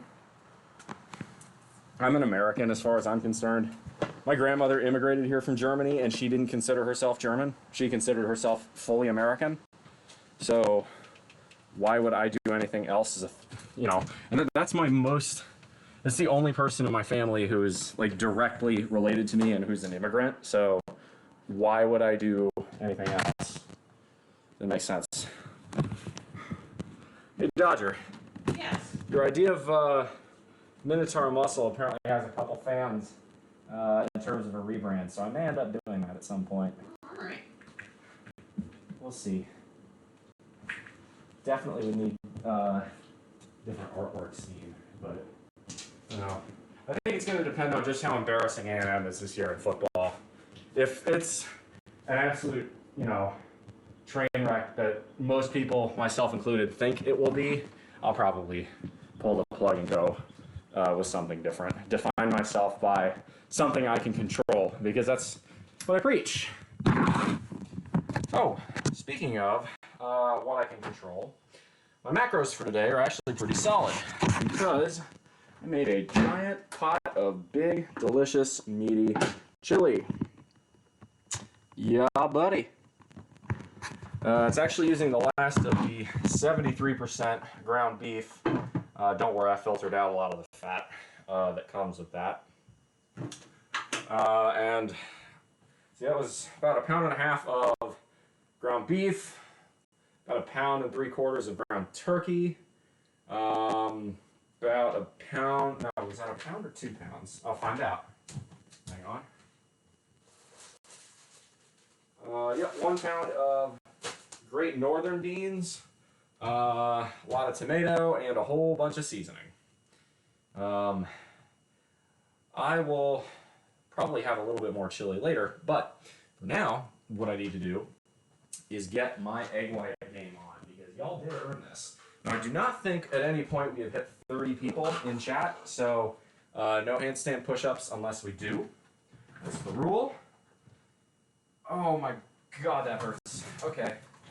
Well, the good news is I have successfully really banged up my legs pretty well here. There we go. Oh, that's painful. But yes, my friends, pure protein, as near as makes no difference, from raw egg whites. It's disgusting. The taste is vile, and it smells. But I deal with the consequences later. 100. Yeah, my poor roommate has to deal with the farts that come from this, and as you might imagine, they're not pleasant. But before you feel too bad for my roommate, the rent is very low here, so trade-offs. Plus, she gets a free gym membership. She's been using it too. I want to actually do a little bit of a shout out to the roomie. I'm gonna go ahead and toss her Twitch in here.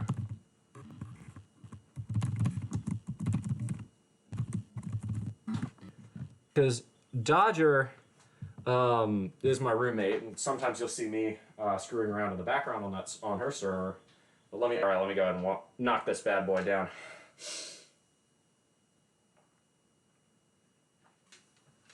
Oh, that's vile. But Dodger,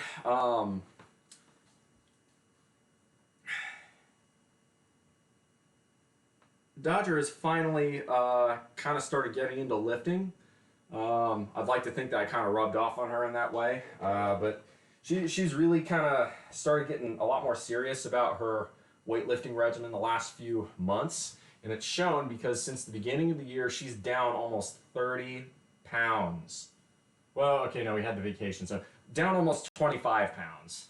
But still, like, that's fucking fantastic. That's a huge deal.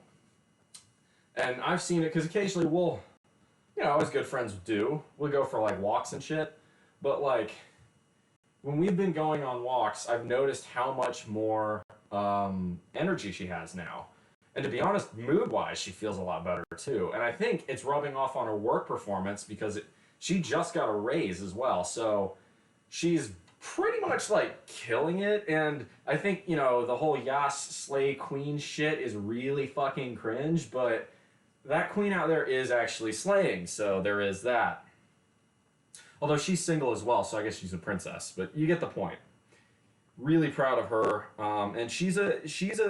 Hopefully, what I'm hoping happens is as her journey continues and people really start seeing how much weight she's losing, how much muscle she's gaining, how much, more physically fit she becomes. People are going to start asking her, and then she gets to have the fun of maybe harvesting an audience like this. Maybe she'll consider streaming her workouts. if she does, that would be fucking baller. But she also does like tarot and Jackbox, and she's actually like pretty good in terms of variety streaming. Like she'll actually do games. I've only very, very seldom done any of that. So just in any case, I'm really proud of her, and it makes me happy that she's finally. Okay, more, and here's how I know she's serious. For the longest time, she refused to try squatting, partially because she had trouble doing it, you know, which makes sense if you're trying to lose weight. But she finally got serious about it, and she started with a fucking broomstick, right? She got a couple reps with a broomstick. Well, now she's up to a 15-pound curling bar. Soon she'll go to a full 35-pound bar. I know she will. Once she starts repping out at 15 pounds curling bar, and once she gets the bar on there, sky's the fucking limit, man. And it just really makes me proud that she is right. She is finally she's got to the point where she's saying, you know what? It's my body. I have access to everything I need to transform it to what I want my body to be. I'm not comfortable with where my body is right now, but I accept that it's my responsibility to change it, and I'm going to go and fucking put in the work to do it. And it just really impresses me. That's a mindset. It's not just that it's really not just that she's losing weight or that she's doing squats. It's the mindset change. It's the internalizing the locus of one's control and making oneself personally responsible for one's bodily functions, one's bodily choices, and one's health decisions. It's taking control. And now nothing in life is guaranteed. You know, I could get struck down by lightning tomorrow or get in a car crash that renders me paraplegic.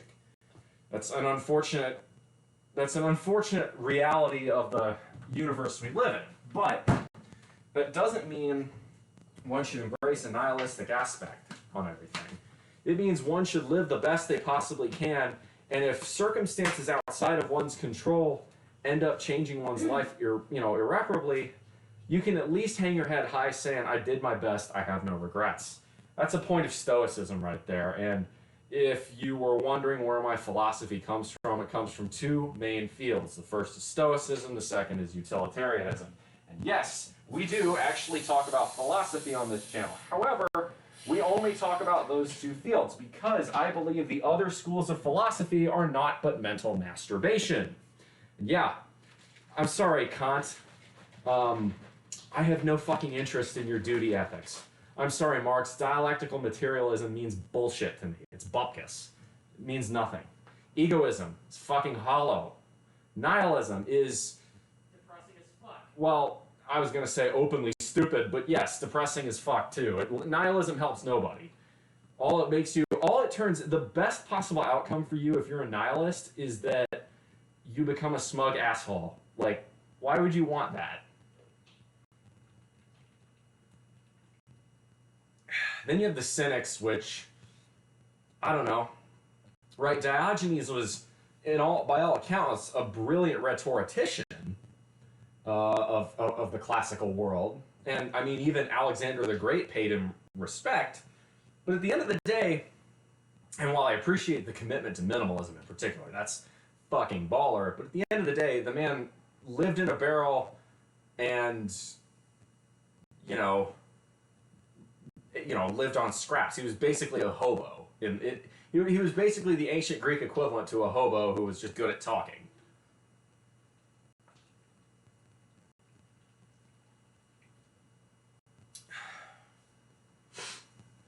Optimistic nihilism is where I fall. I suppose that's so I assume that means your philosophy is most closely aligned with the song Always Look on the Bright Side of Life by Monty Python. As long as nobody starts preaching Ayn Rand stuff, I'm fine. So, I think Rand was a hypocritical twat, but one of her books is actually pretty good. I've actually read a fair amount of Ayn Rand. And I will say, now, Anthem is not the good Ayn Rand book, first off, okay? I want to make that very clear. But Without Anthem, we don't have the song 2112 by Rush, and that song kicks all the ass. So I'm willing to give Anthem a pass.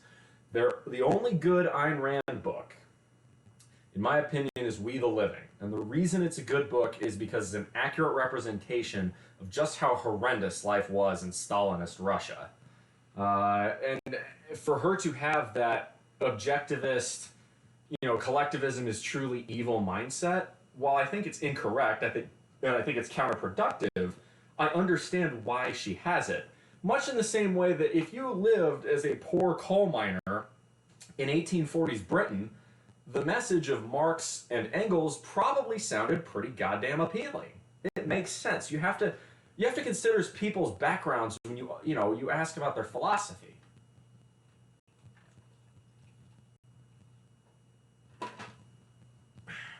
But in general, most philosophy is useless. You can get by with stoicism and utilitarianism.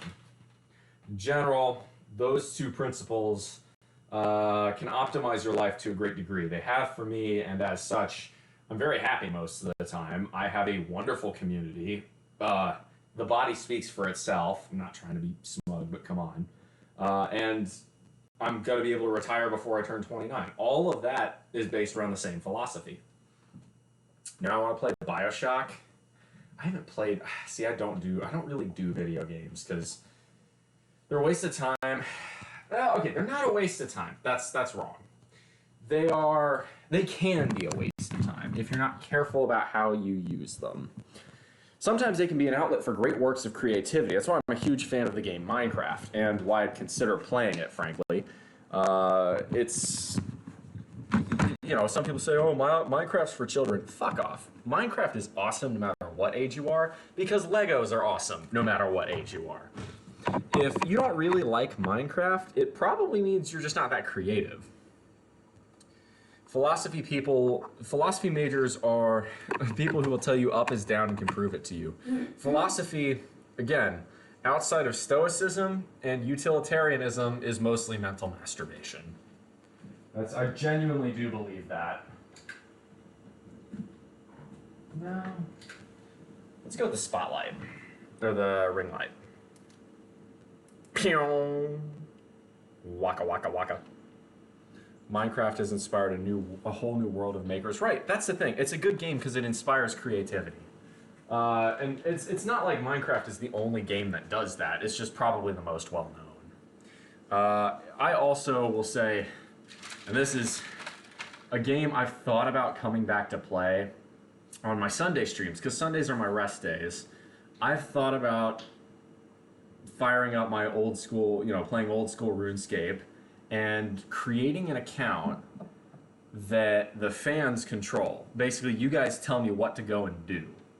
So that would require people to, yeah, exactly. Lego is basically the analog equivalent to Minecraft. But the nice thing about Minecraft is that you don't have to go back to the store to buy more plastic pieces that never ever degrade.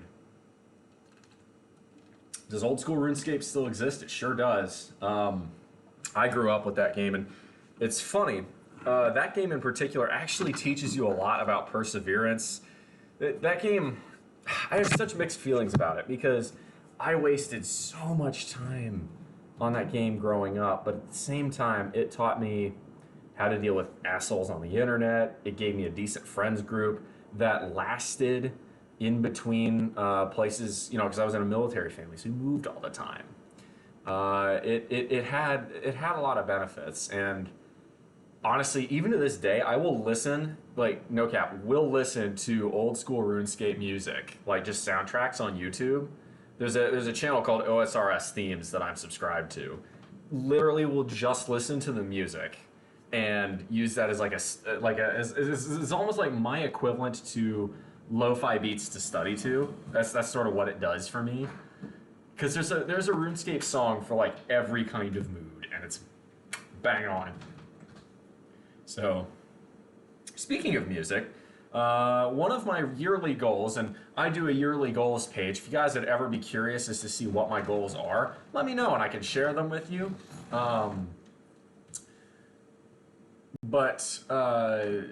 The one of my goals is to listen to 6 new music artists' entire discographies this year. Y'all know if you've paid attention to my channel that I was going through Motorhead for a long time. Well, I finished Motorhead about a month ago, and by the way, Motorhead absolutely kicks ass. I really, there were not many bad albums on that list. Here's the thing, Motorhead is like AC/DC but better. They do one thing, but they do that thing really fucking well, and it is hard, fast rock and roll. And if you like that, you like Motorhead. With regards to other music, though, so I went through Thornhill, which is a metalcore band that got recommended to me. Not really my cup of tea, but it's always good to sort of expand your influence, to listen to other genres. I probably need to throw another hip-hop or rap artist in there. I haven't listened to a full rapper's discography in a hot minute. But right now, I'm doing one that it's a personal one that I'd wanted to do. I'm super into progressive rock. The 2112 comment a few minutes ago probably should have revealed that. How am I on Reverend Horton Heat? They're on my list. Haven't listened to them yet.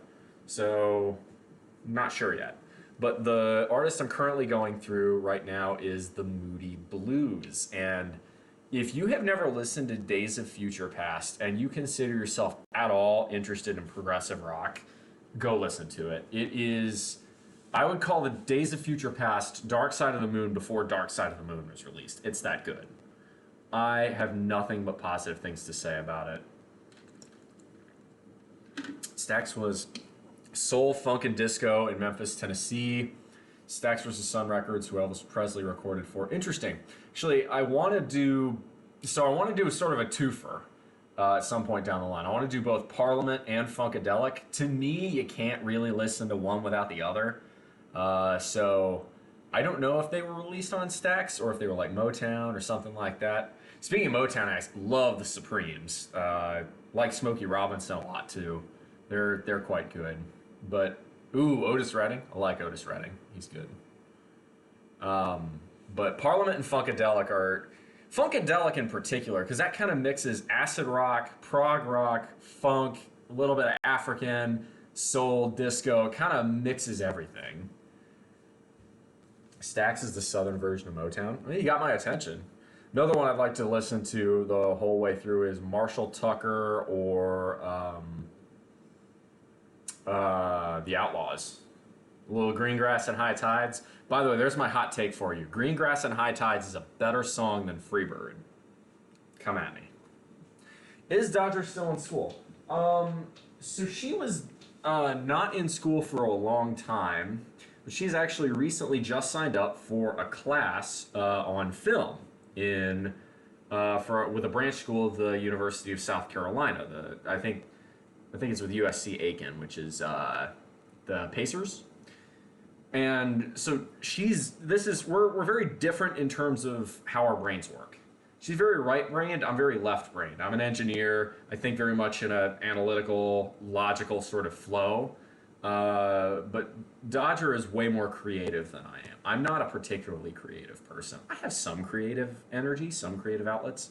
But like, if I were to try and sit here and make a going off to use the bathroom layover, it would be just super bland and generic. Or Ted Nugent. Okay, so Ted Nugent, I like some of his music. I'll be honest, I think Catch Scratch Fever is really fucking cheesy. I don't think that's one of his better tracks. And I think some of what he preaches is a little bit, let's go with out there. But the man does kill off invasive and harmful wild boar in Texas with a machine gun from a helicopter. And that's just fucking badass. So, like, I got nothing. I can't hate on the man. Like, if you do that, you're awesome. Hey, what's up, Ralph? Google takes them in lieu of a college degree now. Well, so Dodger actually, I mean, Dodger has a job here. She works at the local town municipality. So her job is literally, you know, like, have any of y'all watched Parks and Rec? Like, I need to get her to watch Parks and Rec 'cause I think she'll find it fucking hilarious after her current job. But I don't know. I think long term, her plan is, and you really have to ask her what her long term plan is. So save that for her stream. But I think her long term plan is to go back to USC, finish her degree, and then maybe try and get a play written, something like that. Just thinking long term, so they're all pretty high paying. I know she doesn't. Well, I can't imagine she'd want to go out and live in San Francisco, which is I think what you have to do if you want to go work for Google. And hell, Google just laid off like what 7,000 engineers or something like that. All the tech companies are laying off just stupid amounts of software developers, which is, I mean, hey, boom and bust cycle, I suppose. It reminds me of the way oil and gas was treated in the 2010s. If you graduated from college with a petro engineering degree in 2010, you were insta six figures, probably more like 150,000, especially if you came from A&M, which is a really good program. If you graduated with a petro degree in 2015, your ass is in the unemployment line. Yeah, that's the big one. No thanks to that crazy cost of living. I've already done my San Francisco rant. I'm not going to do that tonight. Dave Chappelle actually made some pretty funny comments about San Francisco. I will admit I find Dave Chappelle pretty fucking funny. Maybe I don't agree with everything he says, but he makes me laugh. So, but yeah, San Francisco has problems, but I think there are parts of San Francisco that are trying to fix those problems, and I will give a lot of credit to Emeryville here. Go look up what the mayor of Emeryville is trying to do to densify his little chunk of the Bay Area. I have a ton of respect for someone who's doing that. I do usually until the trans stuff. I have like no real opinion on trans rights. I live in the rural deep south. There's not much I can do to really help on that one. Like I will say, credit to my state of South Carolina. When the bathroom bill passed up in North Carolina, Nikki Haley, who was the governor at the time, and by most accounts a conservative Republican, said, we're not passing anything like that. It's anti-business and it's really fucking stupid. Now, obviously, there are plenty of religious conservatives and other people who, yeah, just want to make sure trans people don't exist, but they have not dramatically affected the laws of the land of South Carolina so far. So that makes me pretty happy. Again, when it comes to, in general, when it comes to LGBT rights, even though I guess I'm part of the club now, I'm a B, I don't really like, I don't fly I'm not part of the Rainbow Brigade, I'll put it that way. It's just not my scene. It's just not how I feel about it. But it's just not something I can bring myself to care about. You want to talk about like shit that interests me in the political sphere? Way more than that is business, finances, and tax policy. I took economics as a minor in college, and it's actually like a hobby of mine. I'm actively reading through The Wealth of Nations by Adam Smith, which isn't something you do unless you're a fucking nerd like I am. Like, you know, that's just sort of how I go. You just came out, give yourself time. Yeah, that's probably true. And the other thing too is like, it's probably better living where I do, not for me to advertise it so much. Like, probably not the best idea in a place where there are, let's just say, quite a few more Confederate flags flying than I would wish existed, to put it mildly. You're an uber nerd, not just a nerd. I'm an engineer, right? You can't become an engineer unless you're a little bit of a nerd. I have a bunch of those nerd books. Well, and the truth is, I'm a nerd about lifting too, right? You can say, oh, lifting's just for jocks and meatheads, but I like reading about lifting. I like learning. I like trying new things. Like, what were we trying today, right? We were trying the Zerchers. Oh, Jesus H. Okay, that was painful. And, oh, that. I can like dudes and not come out to, I'm just me. Yeah, it's just, yeah, like you... this is one I fucking can't stand identity politics. That's really what it comes down to. You shouldn't be oppressed or persecuted because you're gay or trans or lesbian or whatever the fuck. But if you make that your entire identity, you are a boring person. Get a bigger range of interests. Like, define yourself by what you do and what you have passion for. Don't define yourself by something you can't control, right? Because that's always been the big argument. You don't control if you're gay. You don't choose to be gay. You don't choose to be trans. It's just something that you are. Well, if it's something that you are, don't make it a focal centerpiece of your personality. That's just how I feel about it. I don't like where we are now on either side. Yeah, again, with the identity politics stuff, we have bigger shit to care about. I just can't be bothered. I just want a grill, for God's sake. Which I do have that grill, and it's been so rainy that I haven't really been able to do much with it, but hey. Marshall's principles. Okay. I do want to get through not just the Wealth of Nations, but I want to get through the works of Keynes, Friedman, God, probably even Engels and Marx. I think Marxism is fucking idiotic. It's one of the most toxic philosophies ever, and incorrect economic models ever created. The labor theory of value is bunk, but it's too important not to read at this point. It's like, no, I can't make that. If I make that comparison, I'll get demonetized.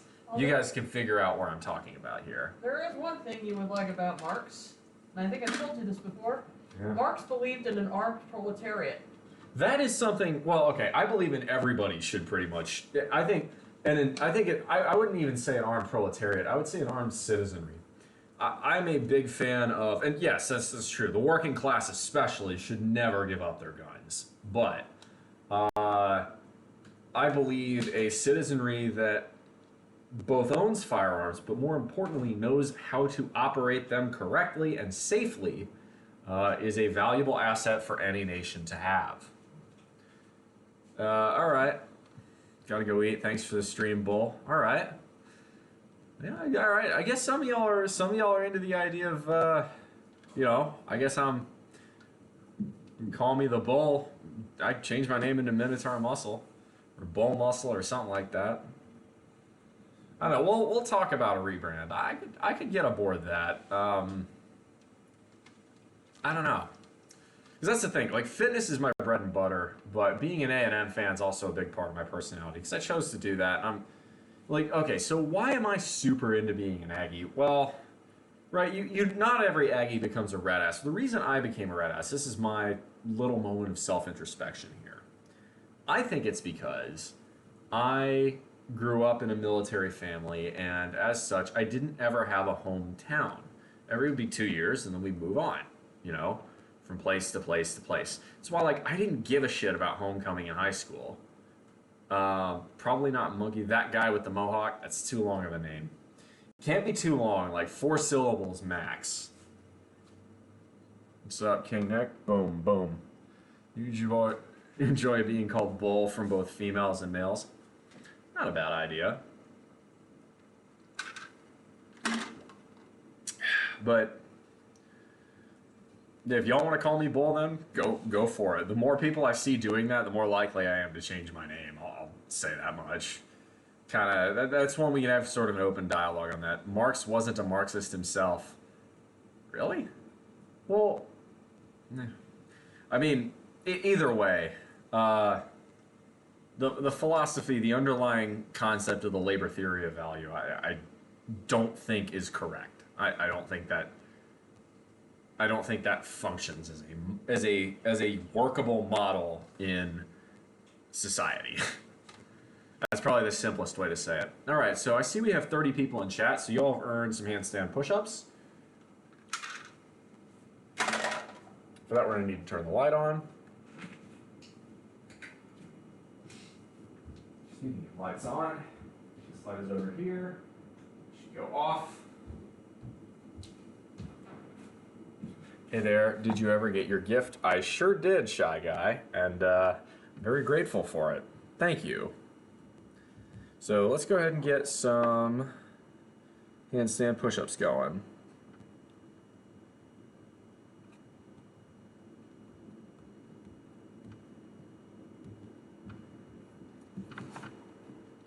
Logo can be a bull with a mohawk.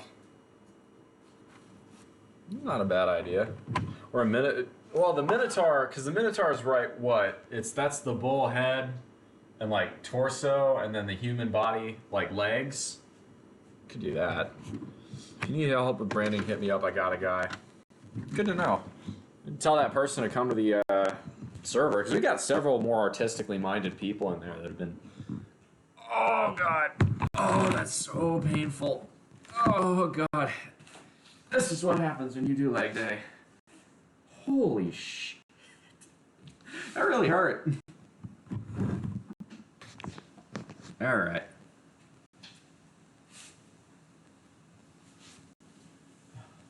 Ooh, that breeze feels nice, doesn't it? It does. Yeah, I have not run the air conditioning like all day today, just because. It's been so rainy. Yeah, it's been. I think the high today has been like 73. It just hasn't been. Oh. Hasn't really been warm enough to justify. Okay, here we go. Handstand push-ups. I've been working on trying to do these without ever touching the wall. It's a lot harder than you think it is, because you got. It's the balance. The physics term would be an unstable equilibrium. All right. Let's do this. 1, 2, 3, go. So if you like what I do, you want to hang out with me, check out the Discord. Links below.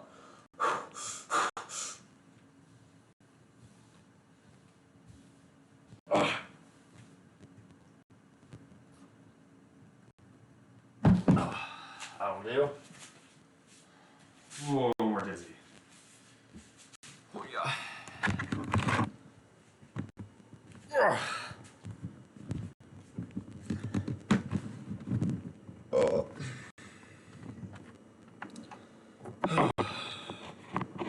A little stretching. I already did my abs and push-ups today. Ayo, Dodge. Yeah. Are you streaming tomorrow? Yes, I am. Would you like to tell the audience anything? Because I need to pee.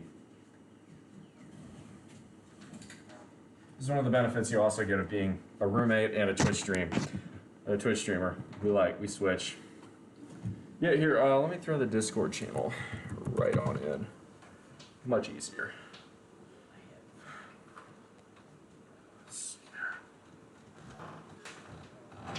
Get that barrel chested look. Go.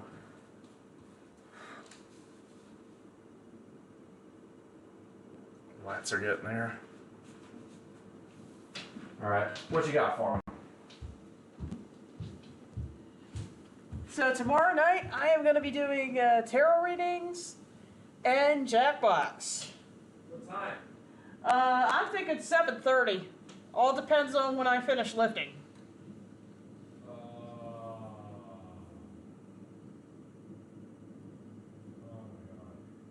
Y'all hear that, right?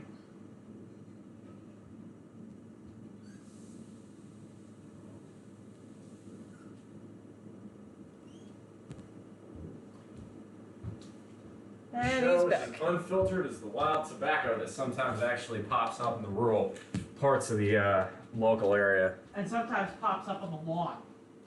Seriously, we've had tobacco show up? A kind of tobacco, not like industrial tobacco, but it's in the same family. Wonder if we could smoke it. I wouldn't suggest it. Tobacco is fucking terrible for you. Tobacco is really bad for you. I know who I was going to tell you to listen to. Thin Lizzy. I've only listened to, let's see, I know Jailbreak and, The Boys Are Back in Town, obviously. I've heard a couple other songs. But yeah, Thin Lizzy's supposed to be pretty good out of Ireland. But right now, what I do is I'll go through one discography at a time and kind of go from there. So far I've been really enjoying the Moody Blues. So I've gone through the Magnificent Moodies, which was unremarkable. Days of Future Past, which is a listen to this album before you die. In Search of a Lost Chord was weird even for the 60s. Yeah, that was a very what the fuck album to listen to. It was. I forget what the next one. I think it was like Pursuit of a Dream, something like that. Yeah, you can't listen to an entire record store all at once. It's true. Not with that attitude. Fam, it's impossible. Like, I was actually looking at this today. I found this website of just like basically every progressive rock band out there, and just looking through all the genres. It's like I would never ever get through. I could listen to this nonstop for the rest of my life, and I'd never get through it all. Never. Whites and Night Satin has that weird, creepy poem at the end. Okay, so it's not just a weird, creepy poem. The problem with only listening to Nights on White Satin is that you don't understand the greater context of the song. The whole album of Days of Future Past, the whole album is a concept album. Much like Dark Side, and this is why I'm calling it Dark Side of the Moon before Dark Side of the Moon was the thing. In Dark Side of the Moon, the idea is it's about life. You start at breathe, you work your way through time as a young man, money as middle-aged, us and them, and then brain damage and eclipse, which is ultimately about death, right? Well, Days of Future Past is the same thing. That poem that you hear at the end of Nights at White Satin is repeated.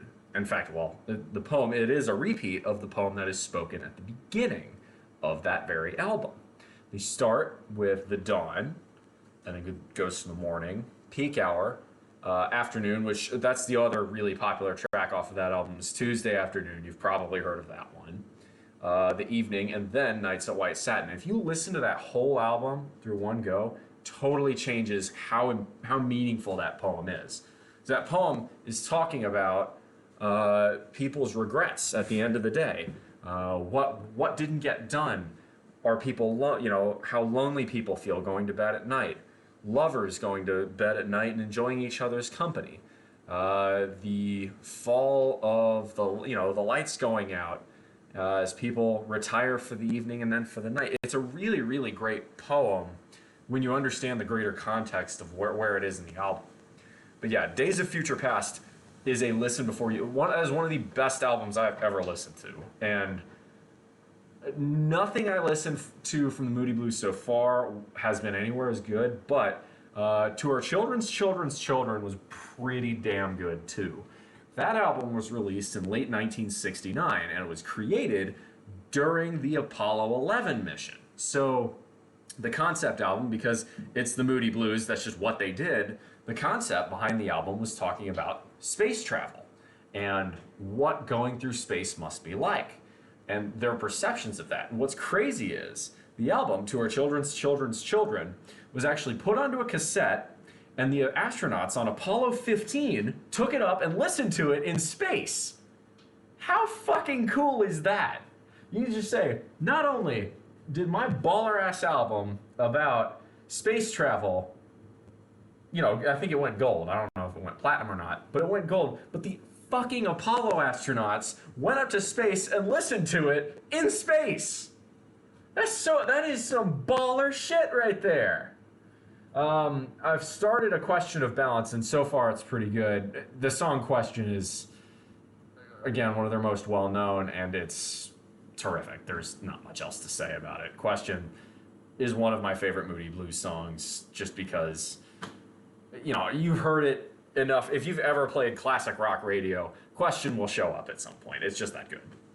But so far, Question of Balance has been fun. I like Question of Balance, the artwork, better than anything other than Days of Future Past. I think that's Freud and Einstein, and it's just the smoke, and it's a weird looking album cover, but it's fascinating to look at.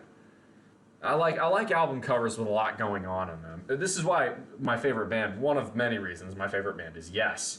Go look at a Yes album cover, and there is, you can just spend the entire time looking at the album cover and studying it as a piece of art as you listen to the music. It's that good.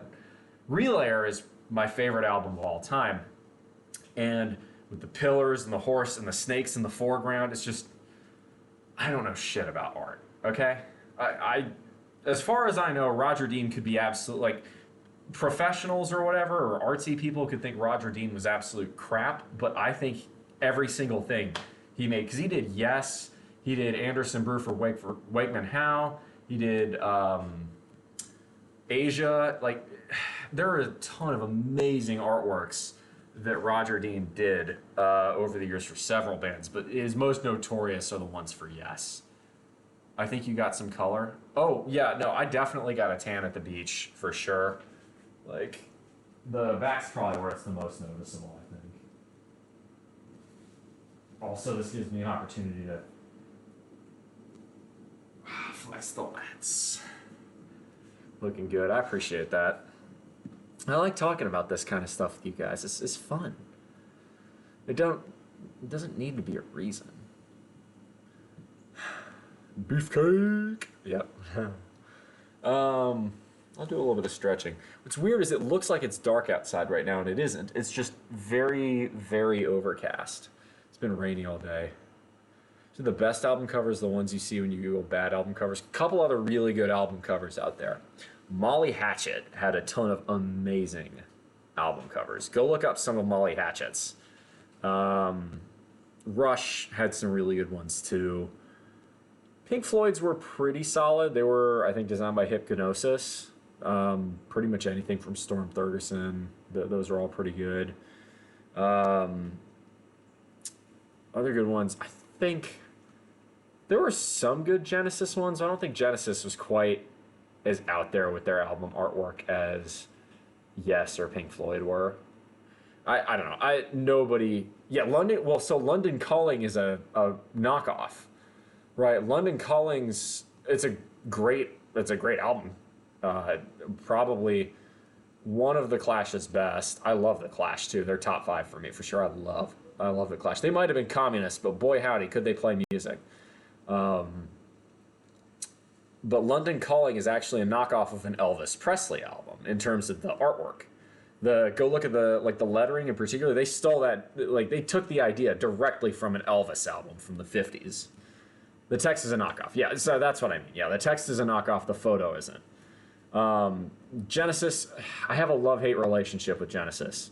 70s Genesis, like Peter Gabriel era Genesis and early Phil Collins era Genesis is bellissimo. Wonderful. We Can't Dance is an album that makes me want to stab myself in pain. It is terrible, and it makes me... I actually lost a bet and had to re-listen to that album with her, by the way, and it was just a horrible experience all around. I really fucking hate that album. I don't like Invisible Touch either. I don't like God, Calling All Stations. Like 80s and 90s Genesis was bad. It's bad music. You know what? It's actually, no, it's not bad music. If it was Phil Collins releasing those songs, I would have no problem with it. But because it's Genesis releasing those songs, I think to myself, this is the same band that released Watcher of the Skies? You went from Watcher of the Skies, you went from Supper's Ready, Selling England by the Pound, The Lamb Lies Down on Broadway, to this dreck? What are you doing? I wouldn't call the Clash communist, more non-specific. Yeah, okay. They were far left. This is me being a typical American saying anything left of neoliberalism is communist. Sorry, that's me being a bit tongue-in-cheek American for you. That's fair. They did release an album named Sandinista, which kind of tells you where their political leanings were. But that's the thing. Like, here's an example of a band where the politics of them and me do not match at all. I love the Dead Kennedys. And I like music that challenges my political beliefs. Like, I like Charlie Daniels, too. And the dude fucking literally has a song called... The South's Gonna Do It Again. Like, that's fucking stupid, obviously. But Charlie Daniels kicks ass. And the Dead Kennedys also kick ass. You can like people's music without ascribing to every single thing they say. It's the same thing with Bruce Springsteen. Don't like all of his politics. His music's great. I do have a special irritation with particular anti-nuclear musicians, Jackson Browne and Joni Mitchell in particular, because as an engineer in the nuclear industry, those political sentiments were based off of naught but ignorance, and as an engineer, it is my duty to stamp out ignorance wherever I find it. The Minister's Trio, Let Me Touch Him, is a terrible / great album cover. Well, the original album cover, speaking of the Dead Kennedys, the original album cover for Frankenchrist was so obscene that it actually prompted a lawsuit that went pretty fairly high up in the courts. And I agree with the Dead Kennedys. It's a disgusting album cover, what originally was there. But you should have the right to do that. That's the same reason I'm a huge fan of Frank Zappa. Frank Zappa made a lot of his music deliberately obscene because he didn't really care about the lyrics. He cared about the musical content. Like Joe's Garage is a great example of this. It's about freedom of speech, and it's about right, with Joe's Garage, it's about censorship. And when it really the album, right, the inner label of the writing, I think it talks about this. This was released in 1979, to give you an idea here. And he said, if you don't think this kind of censorship, where music is outlawed, can happen in your country, it just did happen in a country called Iran, which again, 1979, the Islamic Revolution pretty much did ban music right at the get-go. But with Frank Zappa, right, like, there's a song on that album called Why Does It Hurt When I Pee, right? There is a song on that album called Keep It Greasy, and it's exactly what you think it's about. There's another one called Crew Slut, right? The point of Frank Zappa's music is not really the lyrical content. It's a lot more about, right, that was just how he was. Frank Zappa was an iconoclast. He liked to challenge ideas, but it was more about the guitar work and the musical layout, and that was really fucking good. Like, go to that album and listen to Watermelon and Easter Hay. I challenge you to find better guitar work basically anywhere. I mean, that album is incredible. But in particular, Watermelon and Easter Hay, Packard Goose, really anything from that, I think it's Act 3. Some really, really great guitar work there. His son Dweezil has actually said, I think, that Watermelon and Easter Hay is the greatest thing his dad ever did.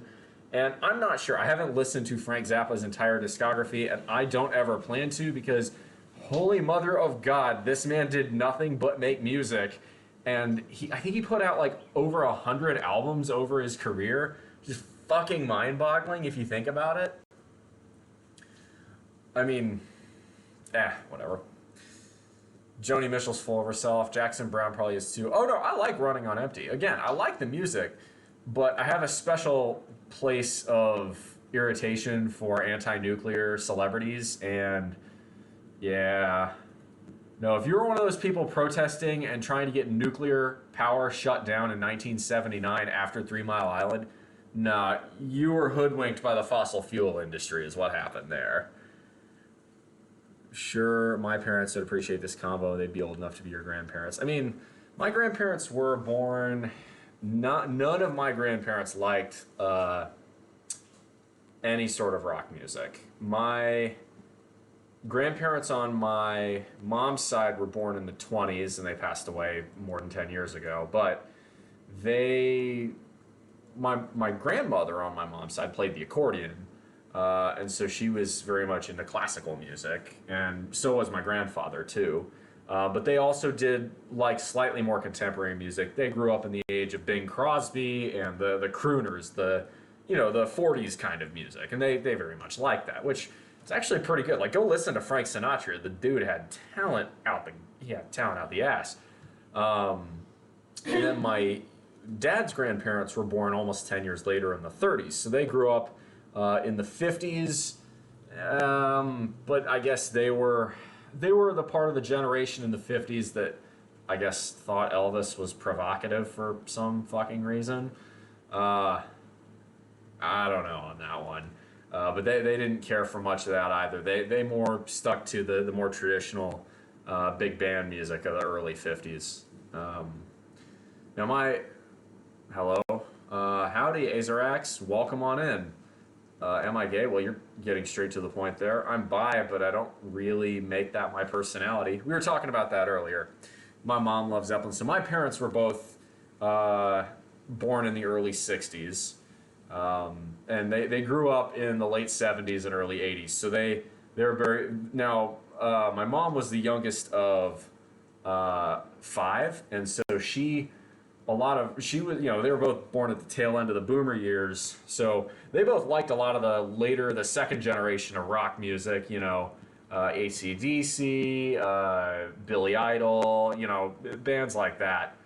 But my mom in particular liked a lot of the 60s and 70s stuff because that's what her older siblings showed her. And one of those bands actually that my older uncle, who is more on the earlier side of the boomers, he's a super big Moody Blues fan, and so I need to start talking about him about that. But yeah, it's funny. Yes, my dad actually did not like Yes at all, apart from like 2 or 3 songs. My mom and I loved Yes, and it's something we totally bond over, and it's great. But like all of us, we all dig most classic rock. Now, my parents both liked disco music, and I can't figure out why. There's some disco acts I don't mind. Earth, Wind, and Fire kicks ass, but the one that we never understood, that I will never understand, is their love of the band ABBA. And ABBA is fucking awful. ABBA is the Surströmming of music. It's terrible, it's Swedish, and nobody needed this. It should never have been a thing. Once again, Sweden providing fat L's for the rest of the world. Elvis played black music as far as some people are concerned, which is true in a sense. He had a lot of black influence. I mean, that's true. He grew up in the Delta in Mississippi. The Delta is majority black. Of course he had that sort of influence. The culturally conservative Elvis was trying to get white teenagers to be sexually promiscuous. But yeah, I mean, see, it's the same thing. But like, you could have said the same thing about Chuck Berry, or about Fats Domino, or, okay, maybe not Little Richard, but I mean, I don't think Little Richard had that problem, but the majority of the 50s rockers, regardless of them being black or white, it was the same sort of thing, like Buddy Holly and the Crickets, or you know, Bill Haley and the Comets. Okay, so my dad likes the Beatles. What's wrong with the Beatles? I love the Beatles. They're not my favorite group, but the Beatles made a shit ton of great music. Nothing wrong with the Beatles, I don't think. Would you rather watch a tree grow or a Negro? Oh, really? Oh, I see what you're doing. Really? Okay. Haha, Oh. that's funny. Ow, the edge. I mean, that's kind of okay. You got me. Congratulations. Well played. I fell for that one. Not my finest moment there. I'll go with tree grow if you're actually being serious, but I think you're just screwing with me. I like their later work. So it's funny, actually. The Beatles albums, I think my favorite's probably Revolver, and then it's Abbey Road, and then it's Please Please Me. Like, if you want, Please Please Me to me is the best example of what good early 60s sort of stripped down rock and roll was. And as a fan of prog rock, obviously I like all the crazy nonsense that got introduced in the following 10 to 15 years. But then I'm a huge fan of punk rock too. So the Ramones is a really good example of the band that said, okay, things are getting a bit too crazy. Let's simplify things. Let's go back to 3 chords. Let's go back to basic fun, fast rock and roll music, the way the Beatles played in the 60s, along with, you know, the aforementioned bands Elvis, Buddy Holly, Little Richard, Chuck Berry, you know, those sorts of bands. And the Ramones did that really well. The Ramones are a great band. I'm more on the punk side than the prog side, but I do like Pink Floyd. Pink Floyd is pretty great. They only had, I would say, maybe 2 bad albums. The Endless River was I wanted to like it because it was really a tribute to some of the stuff that Richard Wright never got to release before he died. But it's pretty meandering. And then the less said about Amagama, the better. ELO, okay, so this is one a lot of people have been telling me to listen to is Electric Light Orchestra. I'm a much bigger fan of Emerson, Lake, and Palmer, but I've never listened to all of ELO, so I gotta put a caveat on that. Secretly Yours, welcome on in. Good to see you. Late stream, yeah, we have been going for almost 3 hours actually. I should probably look to raid someone pretty soon. Let's do some stretching while I think of it. Another band I'm a fair fan of. Not really. Well, as far as prog is concerned, there's this sort of borderline. I don't know. Some people say the Moody Blues is prog. Some people say it's psychedelic. You could make the argument. Okay, let's do some stretching first. Okay, the tightness is really bad.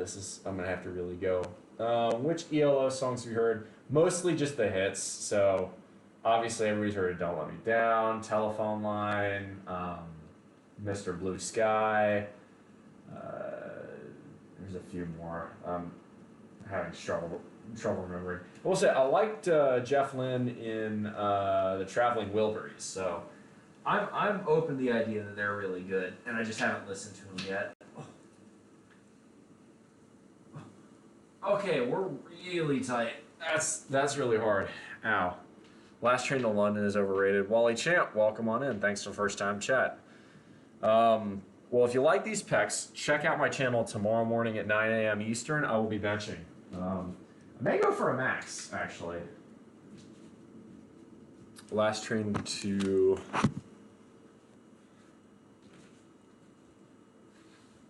Last Train to London, huh? I'll take a look at that. Ooh, another prog rock band that I'm quite a fan of is Supertramp. I think Supertramp's pretty darn good. Breakfast in America is a pretty damn good album. Oh. Crime of the Century is not bad either. Oh. Ow. Sorry. In my defense, they kind of just fall out in this position. Oh. Okay. Oh, that hurt. Oh.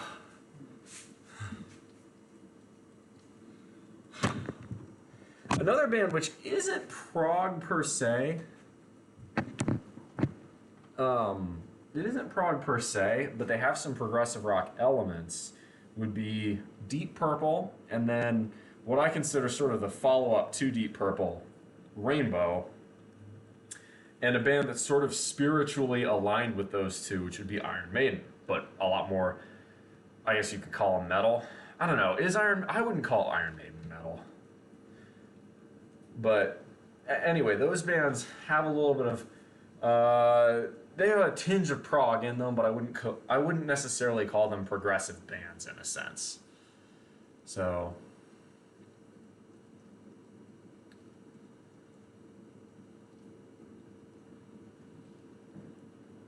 Iron Maiden is NWOBHM. New wave of British heavy metal. Like Judas Priest. See, now some people have told me Motorhead goes within that category, and I'm not sure they do. I think Motorhead transcends being categorized. I like that Motorhead, they started every concert with "We are Motorhead and we play rock and roll," and they refuse to elaborate further. Oh, yeah, Iron Maiden's great. I need to listen to more of them. All right, stretch out. Oh, let's do the cat-cow. Speaking of cat-cow, someone was calling me the bull earlier. Here you go. Oh, I'll come down with it.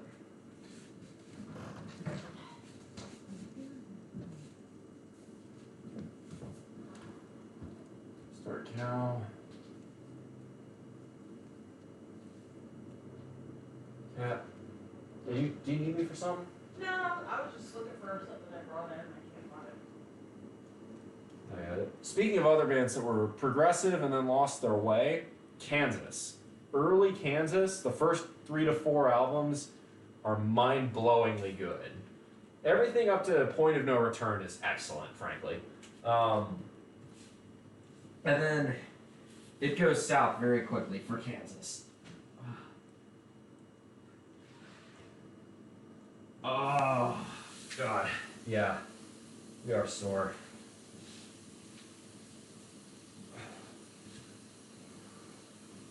Co-repose.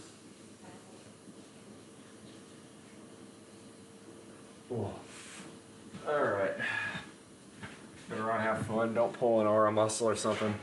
Nah, we're done. That's about it. I'm gonna do a few upper body stretches and then we're calling it. Wonder if I adjust this light a bit. That's a bit better. We're still playing around with the lights a little bit here. That's much better.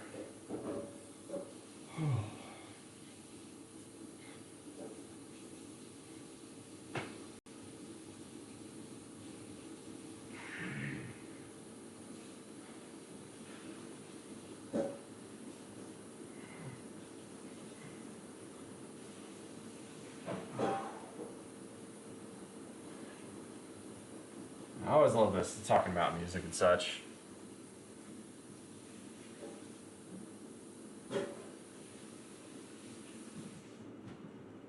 I like talking about all sorts of things with y'all. Clearly, because I've been going for about an hour, I just jawing, not really doing a whole hell of a lot. Yeah, we'll look to rate someone though. Let's see what else.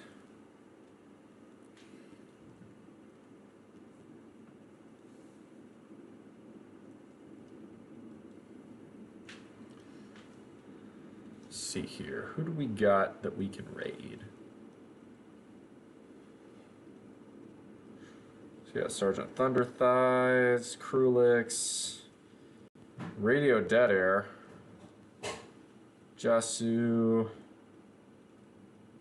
Yeah, we haven't given Sergeant Thunderthighs a little bit. You're good at driving combo, which I appreciate. Well, I mean, hey, thank you.